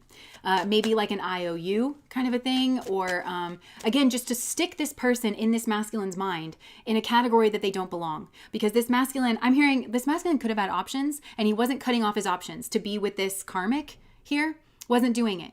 Potentially this is a person who, again, is like married or something like that. So he wasn't cutting off his options, but this person sat and watched and saw that this masculine was going to cut off his options for his actual soulmate, wanted to. All of a sudden he wants to play ball. All of a sudden he wants to be in a committed relationship. So I think they took it personal and they were like, well, there must be something wrong with me. Instead of saying, they obviously have a chemistry. They're obviously soulmates. I'm going to find my soulmate. Somebody like, I'm glad that they found that, even though it hurts, or whatever. Instead, they meddled. This person wanted to like derail. This is a very insecure energy. And then they wanted this masculine to feel some type of way for not choosing them. So I think they probably continued on having like affairs behind this masculine's back, trying to hurt him. And trying to make him pine and fight and but again, all of it's like manufactured. He's being like puppeted, it's like, you want a family and this is your family because I decided that this is your family and you want to be included in family planning. Well, that's just too bad for you. Like, it's very tyrannical. It's very controlling. It probably mimics dynamics going on in the family environment. I'm going to wrap this up because this is like really bad energy. Look, this masculine's just become a slave is like what I'm getting. Yeah. There's a lot of arguments here. Who's right? And really, like, somebody here is there's a secret. I'm telling you, there's a secret that needs to be grieved. It brings a lot of shame. Potentially also, this was meant to manufacture a secret in this masculine's mind that he felt like he couldn't tell his soulmate. And potentially this karmic could have had plans, like even if they were dating and maybe like he actually did cut this person off because he wanted to start a new life, to kind of send a message or like float the message to his soulmate that this had gone on. So to make her feel like she didn't really know him. So again, all the more important reason why this masculine, I think there's a big thing of like, open up your throat and like say the truth about this. I don't even think this was real, to be honest. For a lot of you, I don't think this was real. Yeah, this was just devil. It was manipulation. I'm telling you, this was all trickery and manipulation. It was all trickery and manipulation. That's like really what I'm getting. This is crazy. So, okay. Anything else?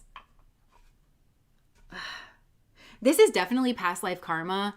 This is like incredibly, I think this is what this masculine didn't see. And potentially he was under the influence of alcohol, or this karmic was presenting like they were very spiritual, but really they just wanted to progress in the material world and they were worried about their status and their reputation. This person also wants to be seen as a mother, or being seen very warm, very beautiful, very elegant, very nurturing, potentially the way the soulmate actually is, like in reality, and just like she will naturally become that way. Does that make sense? As she just continues on her path, this karmic potentially saw it, wanted to steal it. I'm hearing wanted to steal it, wanted to manufacture it. But potentially being seen in this as a mother here, like that, again, could be manufactured. This could have been drunk activity.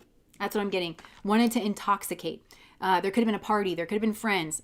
Drunk, not seeing clearly. Wanted this masculine not to see them clearly. This was hidden. This was strategy, hidden relationship. This person wanted a child, I'm hearing. They wanted a house. This was strategy.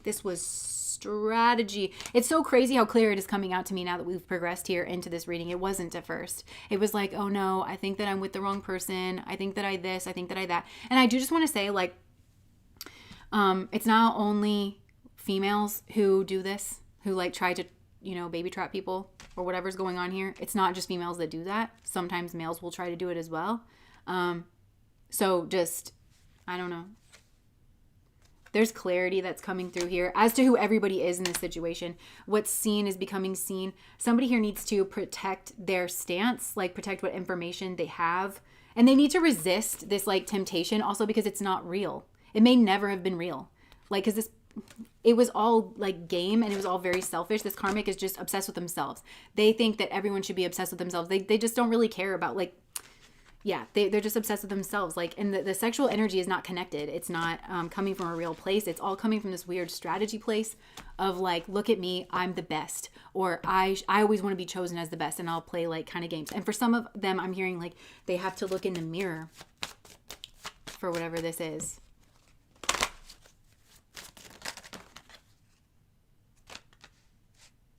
Yeah. They could also be trying to triangulate you with somebody else here to make you mad and to make you fight for a relationship. But again, let me just tell you this. This is another lesson I think everybody in this situation is learning.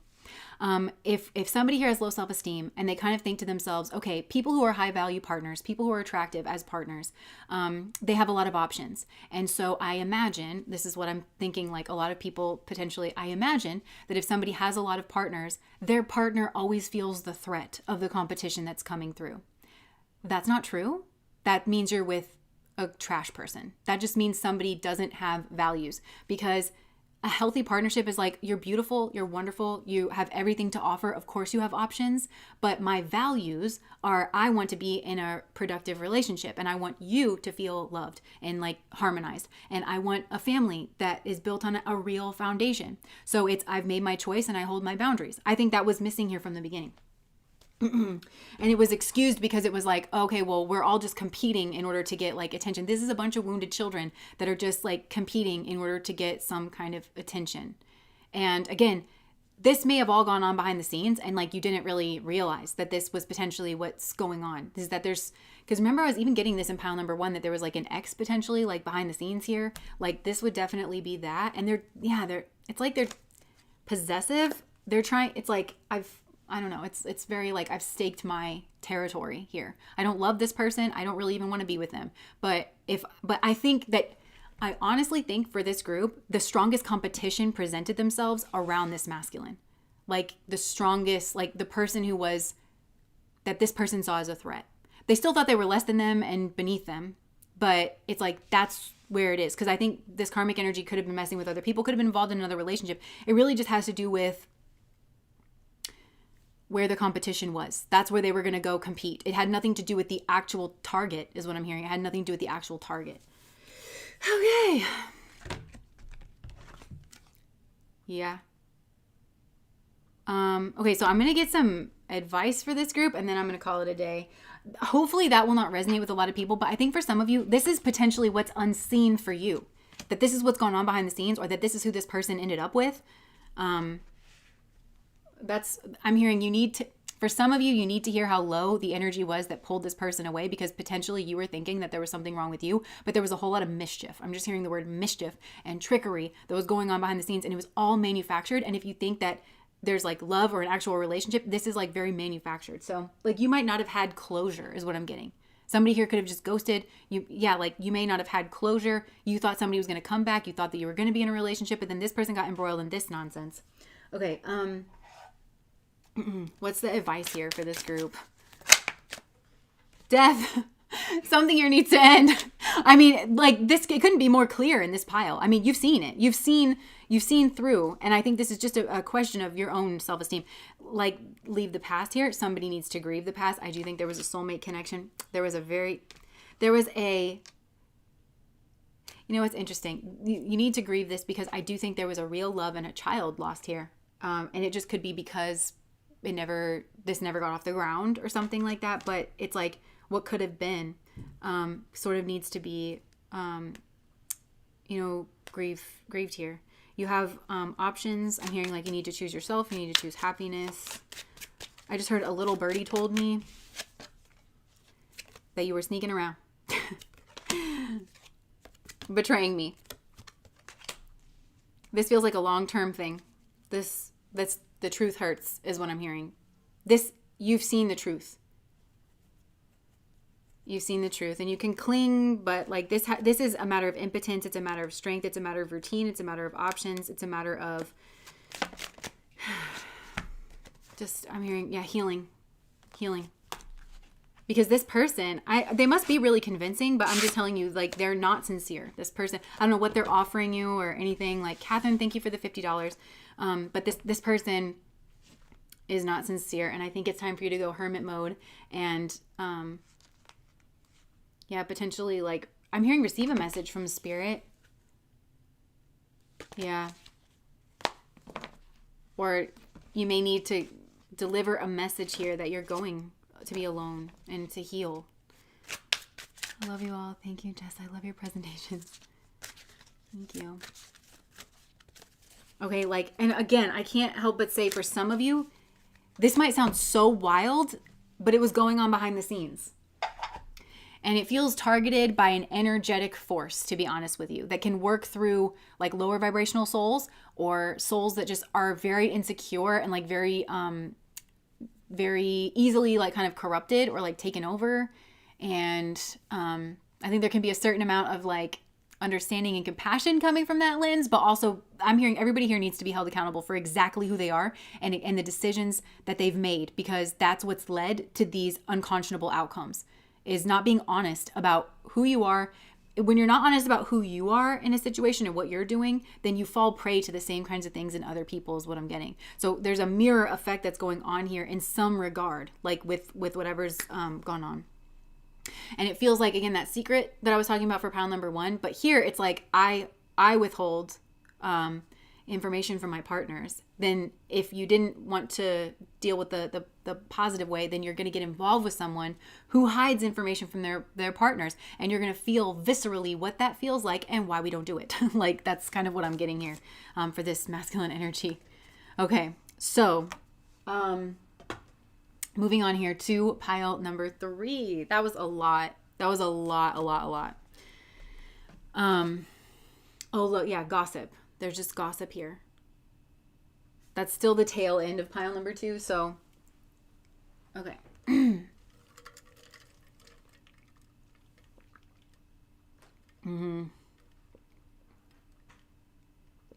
Heather, I'm really sorry to hear that. Okay. I don't like it when I get messages like that. I really don't. Okay. Pile number 3. The forest. Okay, this is also a group that's potentially been going through it, or you did in the past. It feels like you can see a bright new beginning here on the horizon, but it feels like you're kind of being kept from it, like you're being kind of corralled here in place. And it is so that you can recognize some kind of power here. But there's a bright new horizon, and this feels interesting or different or unique. All right. Let me just see. Let me get some. Okay. I'm going to pull some love messages, I guess.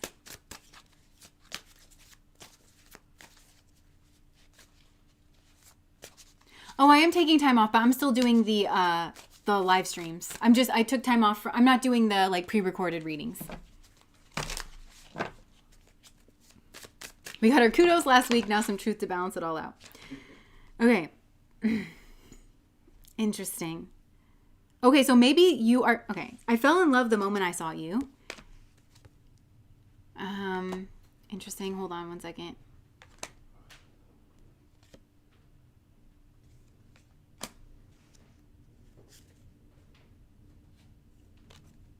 One second.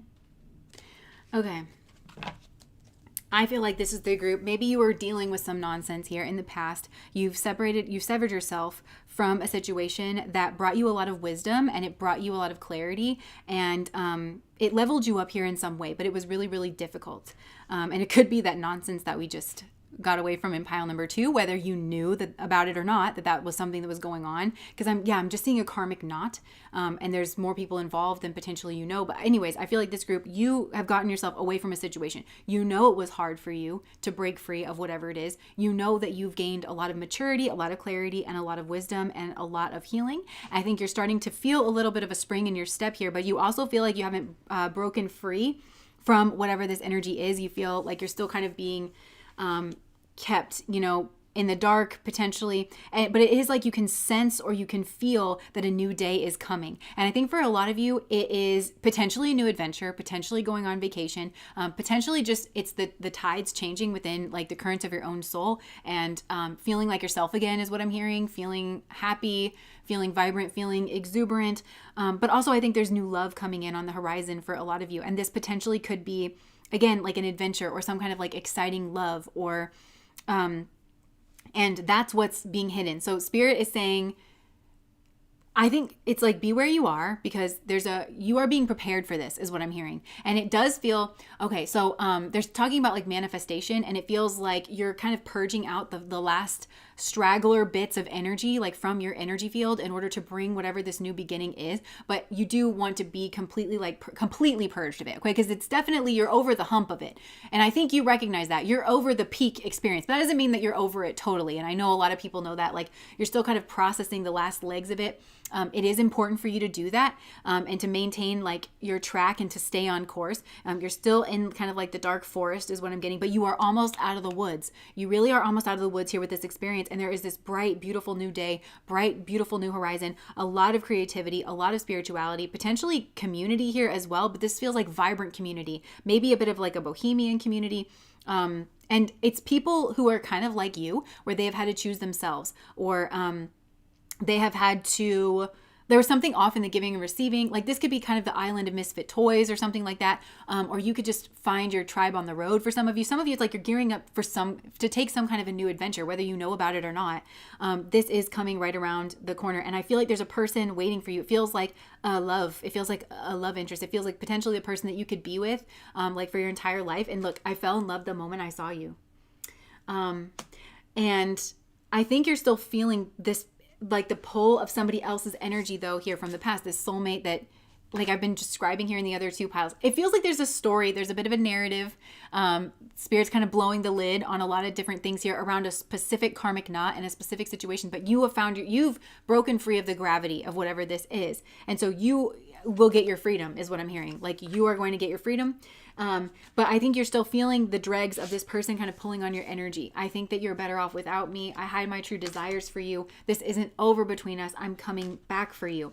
Now I am getting for some of you, it's like there's a bohemian flavor to whatever this is that's coming in. So you may meet somebody traveling or in some kind of like bohemian situation, and it's like, look, I fell in love the moment I saw you, and this isn't over between us. I'm coming back for you. So there could be a distance between you guys. Thank you, Elena, for the 1999. Yes, to adventure, she says, and there is definitely an adventure like coming in on the horizon, and it's like this person is like, this isn't over between us. I'm coming back for you. But I think this person is like refreshing or very candid. Funny enough, this may I feel like this may mirror or mimic like the experience that you just had, but this person's going to do all the right things because they maybe have been through something similar. I'm just getting that there's three main people here, and it doesn't feel like they're all love interests. This could be like a friend group or something. You could meet this person through like a group of friends or something here like that, right? And it's like you're going to feel the spark or something, but I also think that you're going to be unattached and not really looking for anything, not really trying to like dive in to anything because you've just gotten out of something that energetically took you a long time. You felt in the woods. You're not exactly keen on putting yourself back in there so soon. Like you like the dance, the vibrancy, the freedom, not feeling it. You really don't want to get yourself wrapped up in another situation. So I think you're going to meet this person, and I think you're going to be mixing and mingling. It's going to feel very free, very bohemian. You feel that connection, with this person, that it might be like very divinely guided or something like that. But they might go away, or you might go away, or if this is like you both are traveling to a certain place, you might then kind of go away. And, you'll kind of think like, oh, I really felt a connection with that person, but it's going to come from like a very non-attached place and just like, that was really fun. That was really nice. I hope that person is going to have a good life. Like it's very non-attached, but it's also just this like, I could almost cry, but tears of joy of like that this person exists, because I think this person's kind of reminding you that like, this person from your past does not have a chokehold on attraction or chemistry or anything. Like you have a natural flow, but this is definitely coming from a place of friendship and freedom. Like I said, you were wanting your taste of freedom, and I think you're going to get it. Now this person, I think like you might go away, but then this person is thinking, this isn't over between us. I'm coming back for you. They may have something that they need to clear up like in their life. It doesn't even feel like it's a romantic interest though, to be honest with you. It feels more like I need to take care of something here at home, so that this person might just show up and like surprise you, that they're like, hey, can I take you out on a date, or something like that. It's going to be like, you're not going to really be like expecting it. And you're not going to be attached to it, but look, no other compares to you. And I think that this person shares this feeling about you, same as this person from your past. Like my nose is really itching. I don't know what that means. Like, sometimes it just does, like whenever I'm channeling certain things, but, no other compares to you. I'm so sorry for messing everything up. You deserve so much more. So I think this is this person like from your past, but like no other compares to you. Both of these people feel this way about you. And I'm hearing like this new person is like, maybe they feel like they messed something up here in the past with someone else, and they're like, I'm not messing this up. Or just with you, it's like they know that you deserve so much more. They may feel like they messed something up with you because you guys were just being friends and they knew that you had a romantic attraction, but this person's being honest. They are they are being integral. They're not getting involved with you before they're ready. They're actually showing you, they're demonstrating the respect and the kindness and the care and the friendship between two people, the genuine friendship between two people that you deserve is what I'm hearing. And this person recognizes that. No one makes me feel the way you do. You're the best I ever had. Oh my gosh, I want to take care of you the way you've always taken care of me. I'm telling you, like both of these people feel this way about you, but this new person, they're taking over the reading now. They're like, I'm coming in, like they're pulling the reins here. I miss our conversations and the sound of your voice. I feel like there is a real solid connection here. Like you guys are both bohemian, I feel like, and you're very different and you're very unique, and you do love to connect like during conversation. And this person could also like be saving up to buy like a diamond or something here. Like they're doing something to actually prepare themselves to being able to offer you something stable and something interesting and something fun. Look, I can't take being away from you any longer. There's definitely a like you may even just receive like a phone call or something. I think you feel like you're putting yourself first right now because you've just been through something here. Look, I'm afraid for getting too serious. I was hurt before. That's your energy. But this person is really coming in with love. And I think that I'm hearing kill him with kindness. I think this person is just going to make you feel safe, make you feel comfortable, make you feel seen. You're so beautiful inside and out. No matter who I'm with, my thoughts always lead me back to you. I mean, this is real. This is real that's coming in here. Look, and this X energy is still trying to come in, but I think it's this person is steadily moving you away from this other energy. I never expected to fall in love with you so quickly. I'm working on myself so I can come back. Please wait for me. I don't think you're going to wait for long though, because this person knows. This person has like a fixation on you in a really healthy way. It's not weird at all. Coming from this new person, it's just, oh my gosh, like that's my unicorn. Look, I never thought I'd meet another purple unicorn. This person is very healthy. Like, and again, I think they've been through their own storms and their own destructions that have like put them in touch with their own like mental health, like their own, this person has a golden heart too. Like this person who's coming in, they have a heart of gold. They have a lot of heart energy, but they also have like strength and toughness to kind of like back it up. It's really giving strong Leo vibes or like courage, valor, just like heart strength energy. Brody, thank you so much for the $20. And this is what you've been waiting for, I'm hearing. And Spirit is kind of letting you know, I think you may have done all the work here. Like in that other, like you should have gotten a conversation. You should have gotten an explanation. You should have gotten a heads up. It would have helped you understand what was happening to you. It would have helped you process the situation. It would have also made you feel like you are the beautiful person that you are. Because I think this person withholding information made you feel slighted or like that there was something wrong with you. Like I think you had to do all the processing here. And so Spirit is saying like you went all and there's something about this karmic knot where I'm just seeing you with a football and like you are like I don't know what they call it when it's like somebody's just like barreling through like all those like crazy big padded people with the helmets. Like you're just barreling through. You're like, I'm getting to the touchdown. I'm getting to the end zone. Like, I don't need anybody. You don't have to block for me. That's fine. I'm getting there. I'm freeing myself because F this. I don't want to, I'm not doing this again. You can hang out in whatever dirty puddles you want to hang out in. I'm not doing it anymore. And you just decided that. You had such resolve. I'm hearing it was, your guide teams were like, whoa, like when you just did that. Because I'm hearing 4 or 5. It was going to take you, it was expected to take you like 4 lifetimes for you to kind of break through this on the trajectory that you were on. Especially with this person not helping you, not assisting you. But the fervor, the fire that you had, I'm hearing Eminem in my mind now, like, and then I lit a fire up under his ass. So like you just got lit up like the fire that you are, and you were like, nah, I'm gonna do this. I'm taking this all the way across the finish line like hell. I'll be repeating this with any of you scoundrels. And you just boom, and like just proved your worth. You proved your strength. I think you really caught a lot of people off guard, and this feels like on the other side. And I actually think that you have soul fam, like you have people just like watching you. They're like, look at what little so-and-so is doing. Like, and everybody's like, oh my gosh, I always knew they had him in it. Or I always knew that they had it in them. Like, oh my gosh, like it feels like you have people really cheering you on. People that are, there's a lot of eyes on you. It feels like there's a lot of eyes on you and a lot of, I'm hearing respect. Respect. Okay, I guess she was sick of that situation.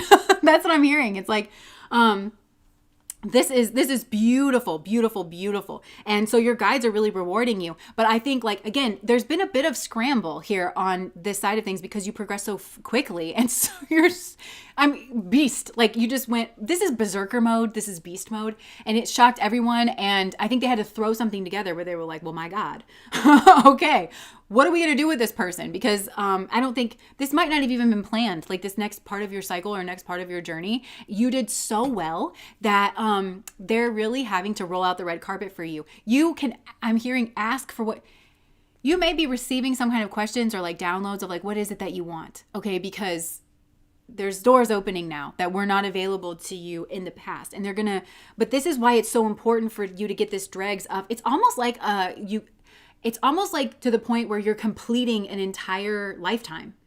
And it's to that degree. Like once we complete our lifetimes, it's my understanding that like we go to the other side and they kind of help bring our energy back down to base, back down to neutral before we incarnate again. It almost feels like you literally did everything and more that you were planning on doing in this lifetime by yourself in a short period of time. It surprised everyone. They need to make sure that you're really purging that energy, that you really have gotten that completely out of your system, because otherwise it could hurt you, is what I'm getting. It could hurt you. You don't understand this. You don't need to understand this.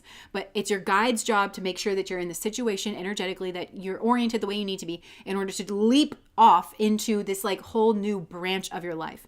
And I'm looking up at Ramana, smiling at me, because he looks like kind of more somber in this one. But over here, he's like illuminated and very smiley. And I feel like, again, that's like your spirit guide just being like, I am just so over the moon with you. I'm just so proud of you. And you look, okay, so this says, I'm so sorry I messed up everything. You deserve so much more. I'm so sorry for everything that you've had to go through. You really did deserve so much more. Because yes, you were meant to clean things up, but I just feel like I used to work at a daycare, and my last day at the daycare, I worked with toddlers, and there was 8 of them and 1 of me. So you can just imagine how that went. But we had peanut butter and jelly on my last day before I left for Omega, actually, funny enough. And I was just sitting there, and one of the little kids, he was really ornery. He just pulled his sandwich apart and squished it on the table. Like the jelly is on the table, the peanut butter. And then everybody started giggling. And it's my last day, so I'm like, this is really excellent. And they all just start just doing it. And then they're just eating. And so they finished their lunch. I cleaned them up. I put them to bed. And I'm sitting there like during the nap time, because I had to clean up. Like anyways, like during their nap time, I had to clean up the table. And I took a picture of the table and how messy it was before I left. I was like, just in case I ever get any crazy ideas of working at a daycare again. Like, that's what I feel like happened to you, where it's like everybody should have maybe pitched in, and these were toddlers, so no. But like everyone should have pitched up for, cleaning the plates and eating their food correctly. No one did. Everyone acted like an animal in a barn, and you cleaned up everything because you were so done with that experience. That's like literally what I'm getting. And so your guides are saying like, wow, we're really sorry the way that went. You really did deserve so much more. And we're going to reflect that back to you in this next leg of your journey. I'm telling you, this is very positive energy. It's going to blow your mind. No other compares to you. I just feel, I'm just feeling like soul fam. And potentially, again, this could be some sort of like net that your guides are using to catch other souls like this that have also done the same thing. And it's like, okay, everybody kind of mixed and mingled together. Everyone here is doing great. Everybody here is like awesome, like in their own way. So I don't know. I'm hearing just keep your eyes open for like experiences, that you feel really, because you're not the same person. So yeah, I don't know. This is feeling like really, really great. I'm crying, LOL. Money path. Okay, so like also you might make money in a weird way, like some kind of like this, like what I do. It could just be like, I never ever even thought about that, right? A path with money is waiting for you to find it.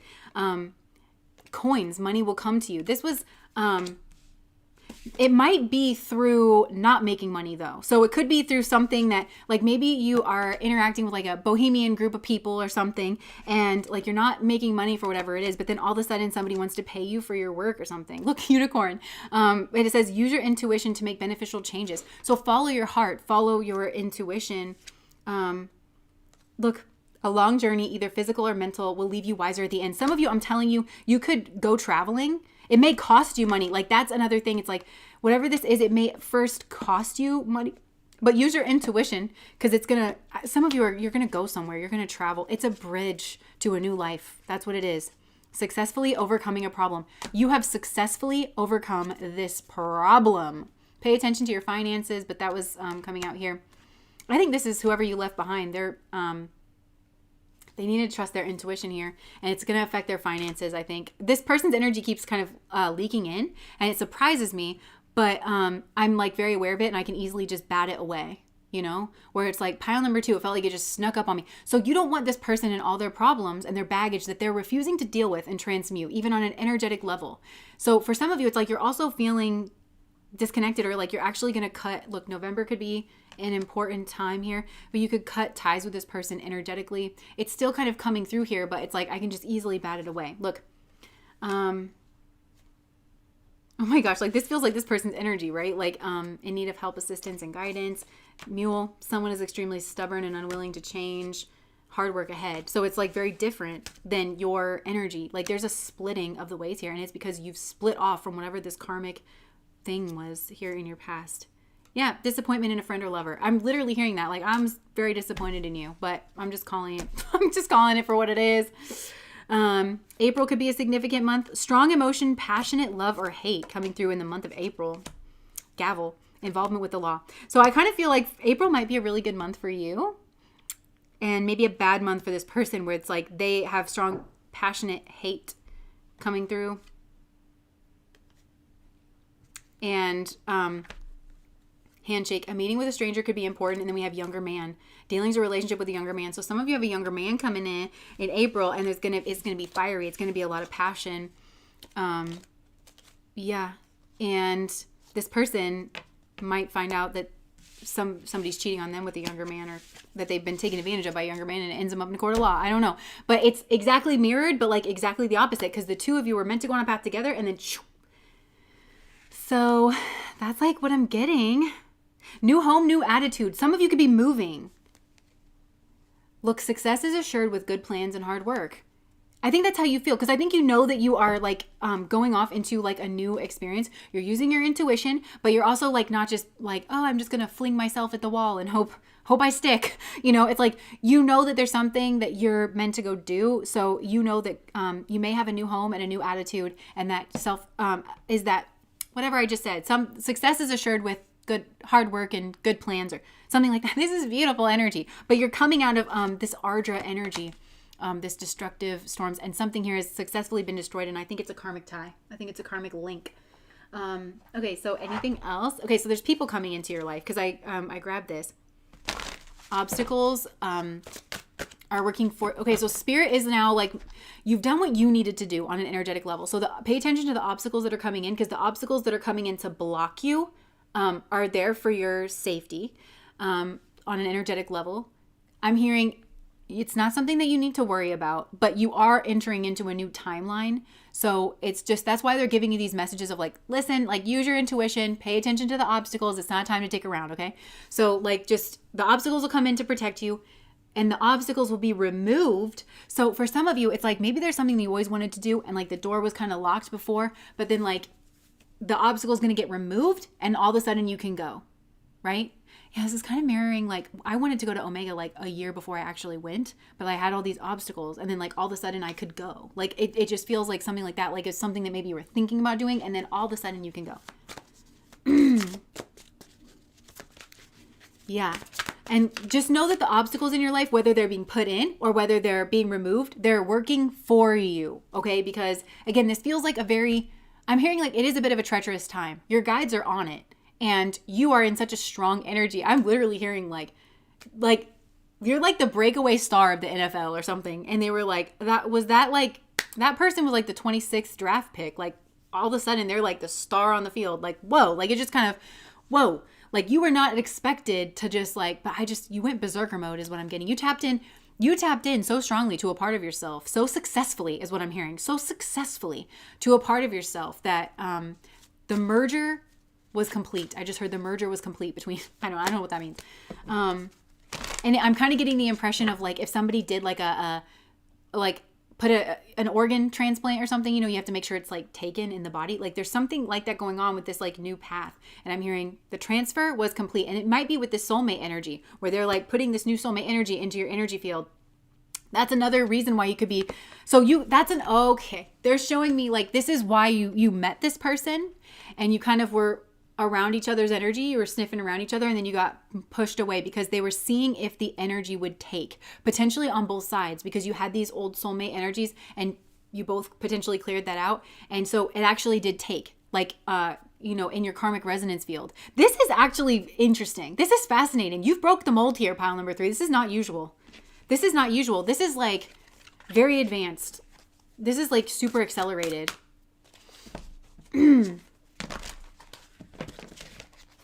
Let me just see. I landed a job. Like, this is what I'm saying.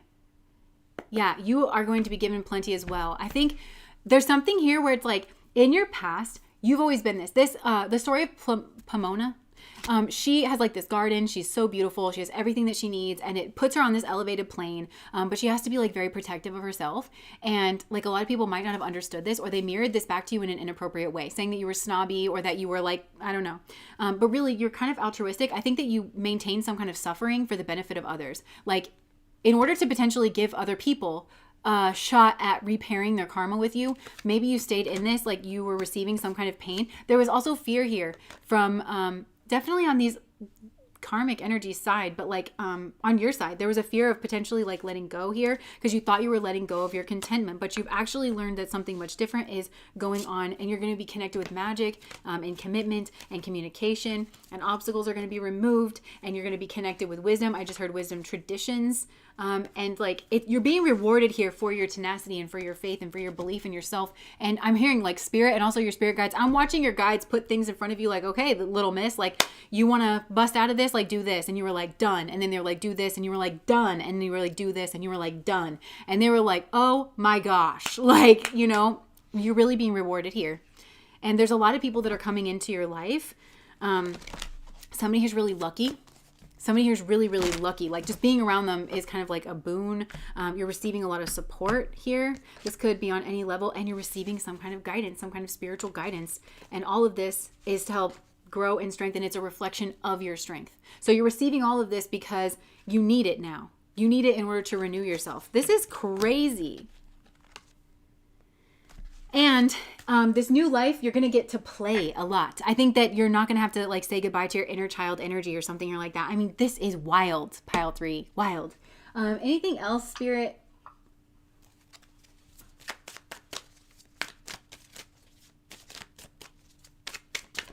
Oh my gosh.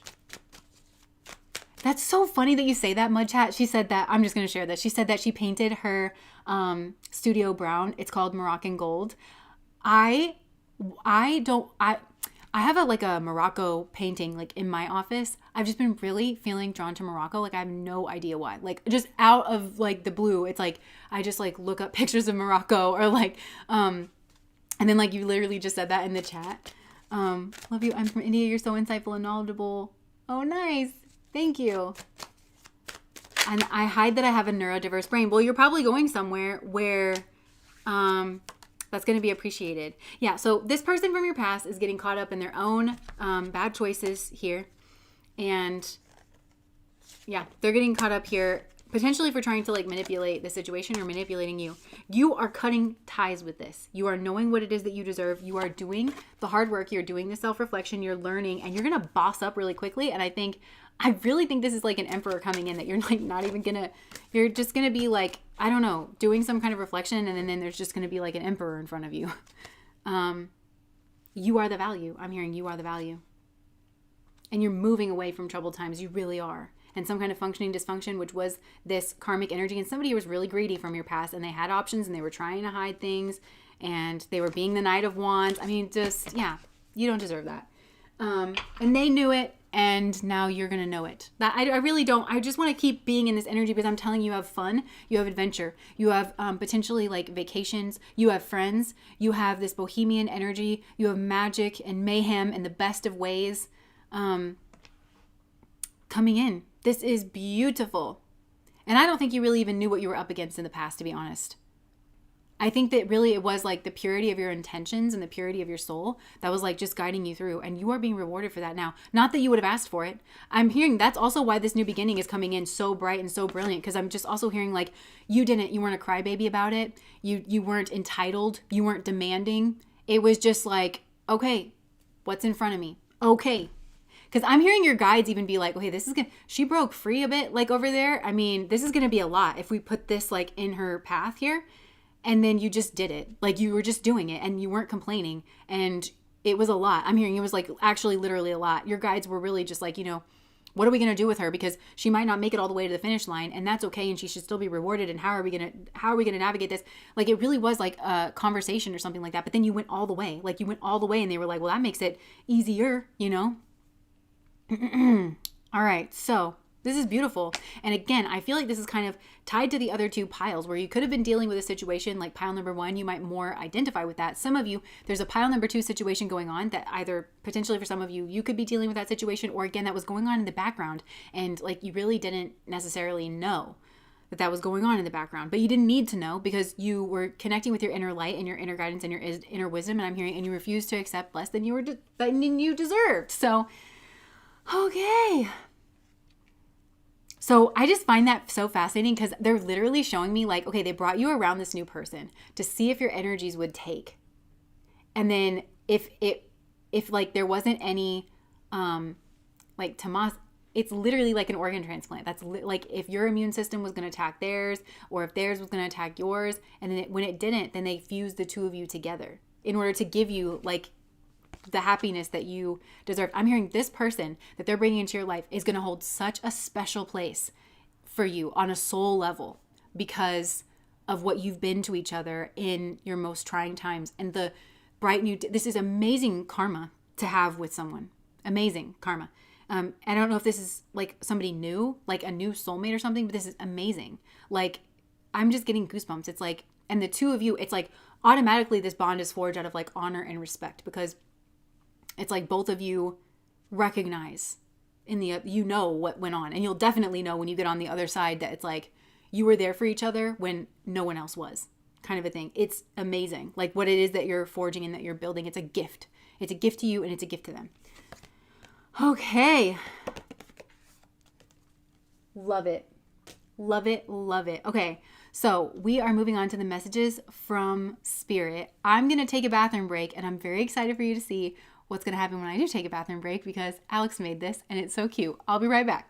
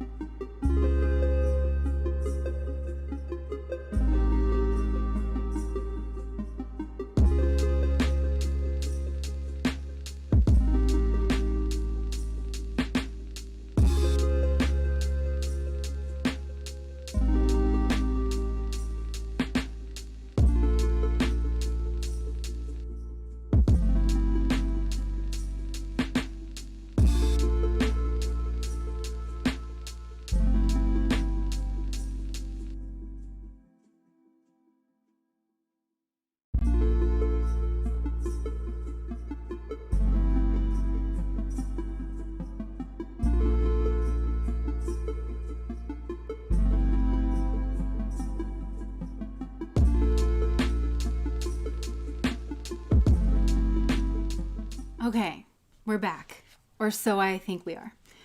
Thank you so much, Heather, for the $10. You guys are so cute in the comments. Okay, so I also just want to tell you that this just, because I'm a person with like an ego. If you ever met me in person, I would be a lot much more smiley. Like I cannot stand my face. Like I see it. I'm not used to looking at myself. I think that's part of it. But I'm just like, oh, I don't like my eyes. I don't like my eyes kind of like deaden, and then I'm like so matter of fact. But I'm a lot more personable if you meet me in real life. I just want you guys to know that. Okay, so moving on to the messages from Spirit. Okay, so this is coming in here, teamwork. You guys can meet, okay, so this might be a bit of a continuation here, this Emperor, the Two of Cups. You could meet this person in a work environment. If this is going to be the same message, I'm going to move on. But I am actually getting called to something here about like teamwork, working together, and you may be witnessing this. Or this could be something that's like actually happening. But I do feel like Spirit is wanting to talk about something here when it comes to work. Oh, thank you. Okay. Oh, okay. I'm so glad. Maybe I just don't have an understanding of myself. Okay. Have to light a candle. Going now. All right. So Spirit, what do you want to talk about in the main message? What do you want to talk about to the people? What do you want to talk about to the people? General message, Spirit. Message for the highest vibrational good of all beings. What do you want to say? What do you want to say, huh? What do you want to say? Spirit's like, I'm judging you for that. I'm judging you for what you just did. Okay, sorry. There is somebody around you here that you need to be defensive of. I think you kind of already know this energy. I'm hearing you would recognize this energy anywhere, even if you can't see this person. Okay. This is a person that's around. Now I have a message, in the hold. I'm trying to kind of, I have other messages that I'm going to be releasing. I keep talking about them, but I am, okay? And this came out in one of them, but Spirit's wanting you to have this heads up on this person now. This person is around you. They've been observing your transformation, and maybe this person is in a work environment, and this person has a very tenuous relationship with the truth, okay? But this person can also be very convincing, and they can be very matter of fact. And Spirit does not want, you need to have your guard up here because you're almost to the end of some kind of cycle. You really are. You're the wounded warrior. You're trying to clear the air here for yourself. You're having some kind of like, you're very spiritual. Like I'm just like really being drawn in like with the sage. Like clean out your energy, clean out your environment. But I do feel like this person is kind of like watching you, and they're waiting to try to chop you down is what I'm getting with that sword, which, you know, it's the sword, it's communication, it's some kind of like truth. This is a person who could hit you with their truth. Do you know what I'm saying? But their truth, it's fine. We all have our own personal truths, but our personal truths should actually line up with the actual truth. You know, it's like, sure, you have like your personal truth in a situation, but this person bends the actual truth, and they may be really tricky about how it is that they're doing that. This person is the Queen of Swords. You've blocked this person here in the past, but they want some type, you block this person to give yourself some type of new beginning. I just heard heads up. To give yourself a heads up. Oh, okay. So on a spiritual level, they're saying what you have enforced certain boundaries so that they can give you a heads up. Spirit is saying like there's something that's going on with the boundaries here that allows them to give you a heads up. It allows you to give time. The fact that this person has to work around certain things. I can see here that you and this person, you're just not on the same page, and it's a good thing. It speaks very highly of you that you are not on the same page as this person, and that you will not put up with this person's nonsense. You are at an impasse here, and this person needs to change. You are being protected here by Spirit, but you are learning how to put up boundaries and like to protect yourself. This person wants a new beginning with you. They want to maybe offer you something. They're scheming around. This person potentially, they want something long-term with you. This maybe feels fiscal. I heard the word fiscal. And like they're seeing you. This person, look, it's the same posture in both of these cards. I can't get this. In both of these cards where it's like, like they're seeing like the change that you've had, and you're seen as something valuable, but this feels like to extract from, to mooch off of, to tamper with in some way. This person potentially, this is also, you are seen as being very independent, okay? The Knight of Pentacles and the Nine of Pentacles, both extremely independent cards. You're looked at as somebody who has a trajectory, okay? So I don't know what this person's saying, because I don't think it's reflecting that. I think this person's trying to cut you at the knees a bit, or try to say something here, yeah, that's going to cause you to maybe like stop your healing or like not listen to your intuition. Okay, so this on a spiritual level, Spirit is saying you have very strong intuition. Your intuition led you away from this person in the past. And I'm hearing, and also things that were not your intuition led you away from this person. It was vital that they get you away from this person. Your guides interfered in whatever this is. Your guides somehow interfered in this to pull you away from this person because they're that dangerous, is what I'm hearing. This person is poisonous. This person is treacherous. This person is not on a healing path, is what I'm hearing. They are very far, they work for the other team, essentially. Like this person's like so very far off from a healing path, okay? But this person is like watching you. And this is somebody that I think you're healing from the fact that you could have not been seen at work. Like if this was a work connection, you thought it was like a teamwork environment, but actually this person was like dimming your light, and they were doing it slowly over time by like eroding your confidence or something like that, like trying to get you to like close up, or it was, this person sucks, okay? Like in a massive way, they suck. And so you are being shielded, okay? But in case somebody pops up on your radar, I'm hearing sense out the energy. Not everybody should be taken seriously in the words that they use, is what I'm getting, because it's not coming from that place. This person is meant to be watching you here at this time. I feel like they're watching you. You may sense this. You may have an intuition that somebody here is watching you, and I don't know how that is. I mean, we do have the star card here. They could be watching you. Okay, this could be a work connection. They could be watching you work with the Eight of Pentacles, or watching you in some, like go about your routine in some way. Creepy. Or with the star card, it could be watching your social media, like watching you online. Even if you're not friends with this person, you may have a broader network in common, is what I'm getting, like with the star card. So you may have like, it's a friend of kind of a situation. And this person is meant on a spiritual level. Spirit is saying, look, teacher, this person's watching you because they're meant to get a different perspective on something here. That something needs to change with this individual. So they're saying, look, this person's pretty awful and they have horrible energy and they have horrible intentions when it comes to you. Please don't take this person seriously. They're meant to be quiet. They're meant to be, they're putting this person in a modus of like, of stagnating. I'm hearing there's a new beginning for this person that's on pause. It's stagnating until this person pulls their head out of their ass, and until they realize that they need to make the change. They're in a spiritual timeout. This person's relegated here to the side, but this person's in such negative, I'm hearing they're hitting hot water, and this person is so negative that they're maybe jealous of you, or they're trying, this person's a schemer, and so they can't help but try to scheme around, and they for some reason are targeting you. They want communication with you, or they want a new beginning with you. For whatever reason, they think that that's going to get them out of their stagnation that they're in. It's not. It's a spiritual stagnation that this person's been put in, if and until they can learn their lesson. And I heard mind their manners and mind their business. This person is just the worst. Like, I think you probably know who this person is. Okay. Like, this person is just honestly the worst. They could be, this person thinks they have a higher perspective. They absolutely don't. Okay. And I think you know this. This person may start fights. This person is like kind of in competition with the world. This also could be like they're in competition with your friends. Like, even if you get people that kind of back you up, it doesn't bother this person. This person's a fool, is what Spirit is saying. But this is the type of fool that is like very stubborn about it. They're also jealous of like your friends. They want to argue with your friends.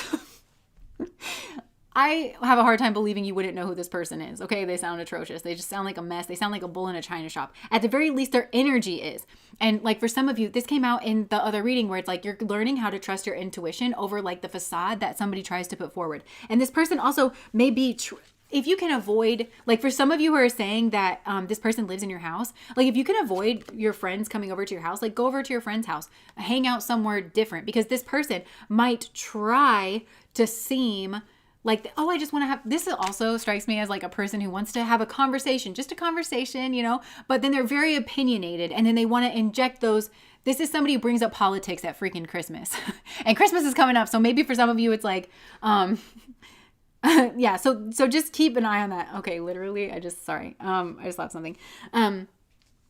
And this person actually, interestingly, like they like you, they like to watch you, but I also just heard dance monkey dance, like with somebody, the Westerns where they would just like pow, pow, pow, pow, pow, like shooting people at people's feet to like make them kind of, so this person kind of likes to watch you dance. They like to watch you kind of like squirm around, and it's because they learn, okay? Spirit's saying it is invaluable for them to learn, but just, you know, hold to your dignity. They're acting like they have the higher cup. This person, it's a poisoned cup. Don't take the cup. And maybe for some of you, it's like, I don't know, don't drink something that this person gives you. I'm not getting anything like bad off of that. But it just feels like the Kool-Aid to me, you know, when they're like, oh, drink this Kool-Aid, you know, and you're like, I know what Jonesboro is. Like, you know, they want to change your mind about something. But whatever this is, also it feels inappropriate. It feels like it's just inappropriate to not respect other people's self-sovereignty or like other people's opinions. It just feels like it's not up for debate. Like your opinions, this person wants to change you. The focus is on you. And if you can get away from this person, all the better to you. I think you have. But if you can make sure that the situation stays in the middle, okay? Because they want to talk about you and they want to talk about your beliefs. Like it's up for them changing your beliefs. It's not. Talk about their beliefs. You know, don't go tit for tat with it. I mean, but I'm saying like it would help to remind this person that they are also a person and that, oh, what's good for the goose is not good for the gander. Like, you know, your opinions, you think your opinions are fact. This is a person who elevates their opinions to the level of fact. And then will defend that. And it can be hard to argue with this person. And they're so egotistical that they don't realize that that's the stance that's wrong. They think they win arguments. In reality, they have no decorum. They know nothing about actual debate. That's why they have certain rules in debate, is to make sure the actual knowledge is pristine and like whatever the conclusion is like a right conclusion to whatever extent we can come to that conclusion. But this person uses underhanded tactics. I'm also hearing logical fallacies. You want to watch for that. And then they think that they just maneuver people. They know how to get people on the ropes. And then they think that they win. This person is a loser in a lot of ways, in the sense that they lose their social connections and their dignity and their relationships. They're just the one that's willing to stoop the lowest. They're also the one that's just not willing to give the people in their life room to breathe and room to have their own opinions. You need to understand that that is the real enemy in the situation. So try not to engage. And listen, I just explained to you what this person is doing. Don't have the conversation that they want to have. Don't have it. Just say, you know, my opinions really are not up for debate. Like, we both know that we have different opinions. Like, why can't we just respect that? Turn the conversation to that, because that's the actual problem. Like, I don't feel respected by you because, you know, and I wouldn't say that because I feel like that could, I don't know, but just try to keep it short and sweet and just try to call out your actual, because that's your actual problem with them, is that you don't trust them to have a conversation. You don't necessarily mind. If they were a person who could respect that other people have different viewpoints, you probably wouldn't mind having that like conversation with them. But the fact of the matter is that they're not. And this person, I don't think, can face that truth in themselves. They actually think they're a hotshot. They think that they're somebody who like wins debates and arguments, when in reality, they're just disrespectful. That's what I'm hearing. They're just disrespectful. And this person, it's all about power. This person may be trying to like maneuver you. They want to see you defeated. This person wants to like see you defeated. It's gross.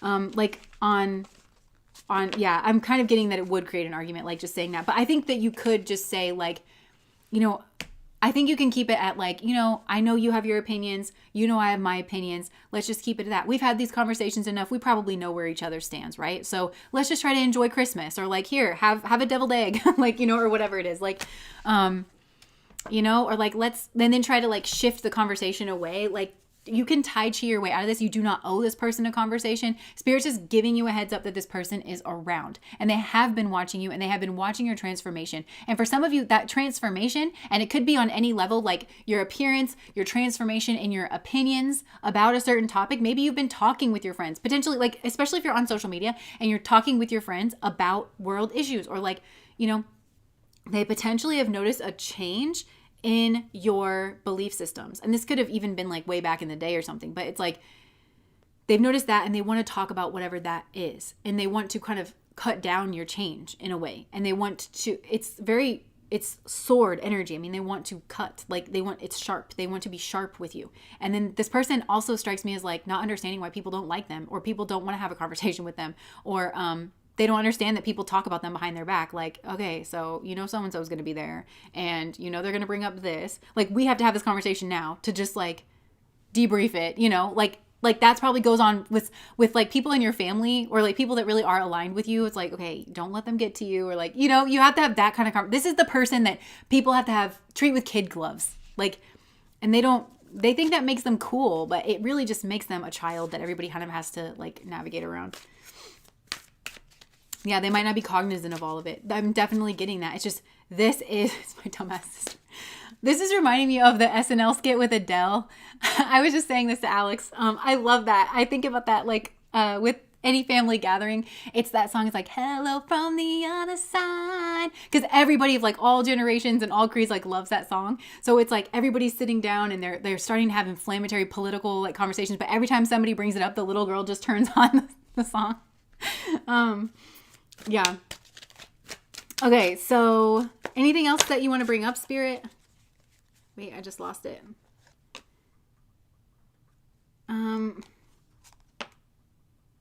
Oh, okay. Okay. I'm getting like this person may offer you like definitely there's something here about a drink. Okay. And I just don't take a drink from this person.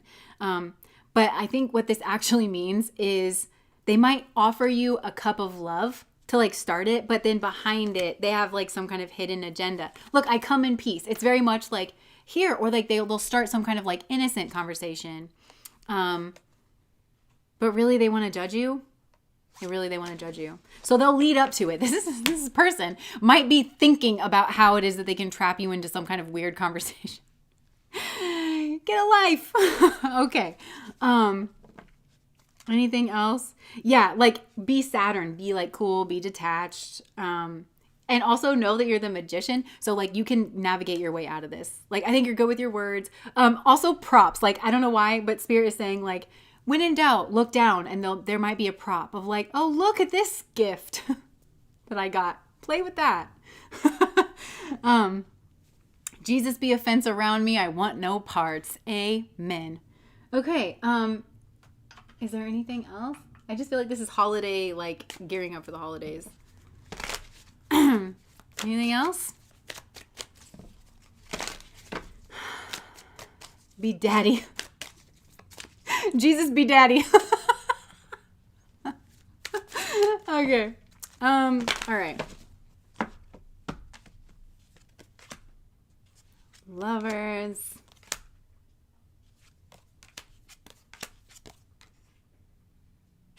Yeah. I think it's just repeating things now.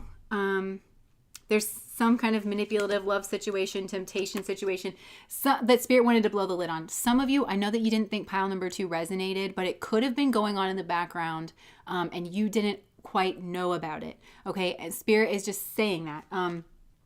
Spirit really just is saying, I wanted to blow the lid on this situation because we had a high level soulmate connection here, and then we had a manipulator, and we had some kind of unearthing of, I mean, there's literally a baby like floating up there. It was very strategic language around this, meant to bury, meant to hide, meant to control, meant to like whatever. And so somebody here is like offering a new love offer, but they're getting themselves trapped in their own trap. Like I think it's just repeating. Spirit is just like, I really wanted to call it out so that you can cut ties with this, but also like somebody here is very manipulative. Like somebody here, like there's a lower part of themselves that's very manipulative. And so they have like literally the angel and the devil that they manifested into their life as potential romantic partners. And they chose the devil one, or they got somehow like entangled with the devil one.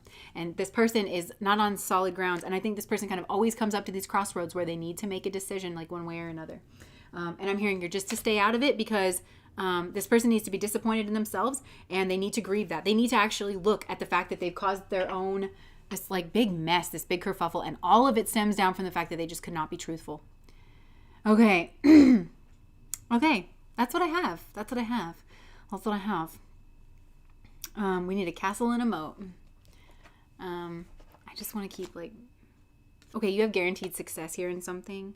Time to get out of a situation. And I think this mirrors like maybe this person that's trying to play target practice with you. Look, and also there's something with a door, like Spirit's also saying you can just leave. There's also like, look for props, look for a door, like opportunities are waiting for you. I'm seeing somebody sitting out on a porch, like having a conversation, and it's like, oh, I forgot, I'm going to go talk to Aunt so-and-so. So, okay, I think that's it.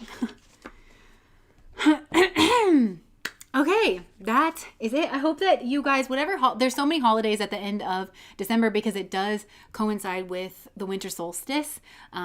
So happy Yule, Hanukkah, Christmas, Kwanzaa, anything. Thank you, Callie B, for the $49.99. Thank you guys so much for donating to my channel. It really does help, like, everything that I'm doing. I hope it doesn't come off like I'm ungrateful when I'm like in the message, and I just want to say thank you so much, like whenever I see it come up. But I really am so grateful, and I know a lot of people donated on the last video that I put out too, and I just want to say thank you so much for all of that as well. You guys have been so generous of spirit, of your friendship, of your guidance, of allowing us all to share energy and like tap in. That's something that I feel like we should not overlook.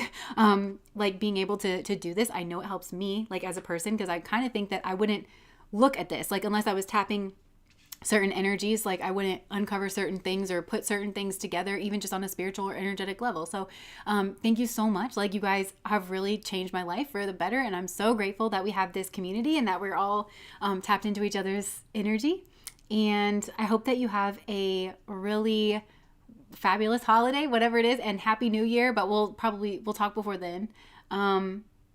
Yeah, holiday and my birthday. Happy birthday, Brianna. A blessed, beautiful Christmas and a New Year to everyone. Yay. That last video was awesome. I'm so glad. You know, it's funny. I'm learning, like, when I'm not stressed, like, the messages that come through are so crisp and so clear. And it's so funny because it's always the ones that I doubt, that I'm like, oh, this is like stranger than fiction. You know, I should probably not say this. It's always those ones that people are like, no, this is exactly what I needed to hear. And I'm learning so much just about life and situations that people find themselves in. I'm trying to trust that more, because I do I'm like, oh, this is so strange. Like, this could never possibly be real, but it's what I'm getting, and I need to stop doing that. And like, when I stop doing it, it just like really resonates with people. That last video was everything. I'm so glad. My life has been strange, LOL. Yes. Yeah. Nice. Okay. Well, I'm going to go get my Chipotle. Thank you guys for spending some time with me on this lovely Friday afternoon. Safe travels if you're traveling, and it's been wonderful hanging out with you guys.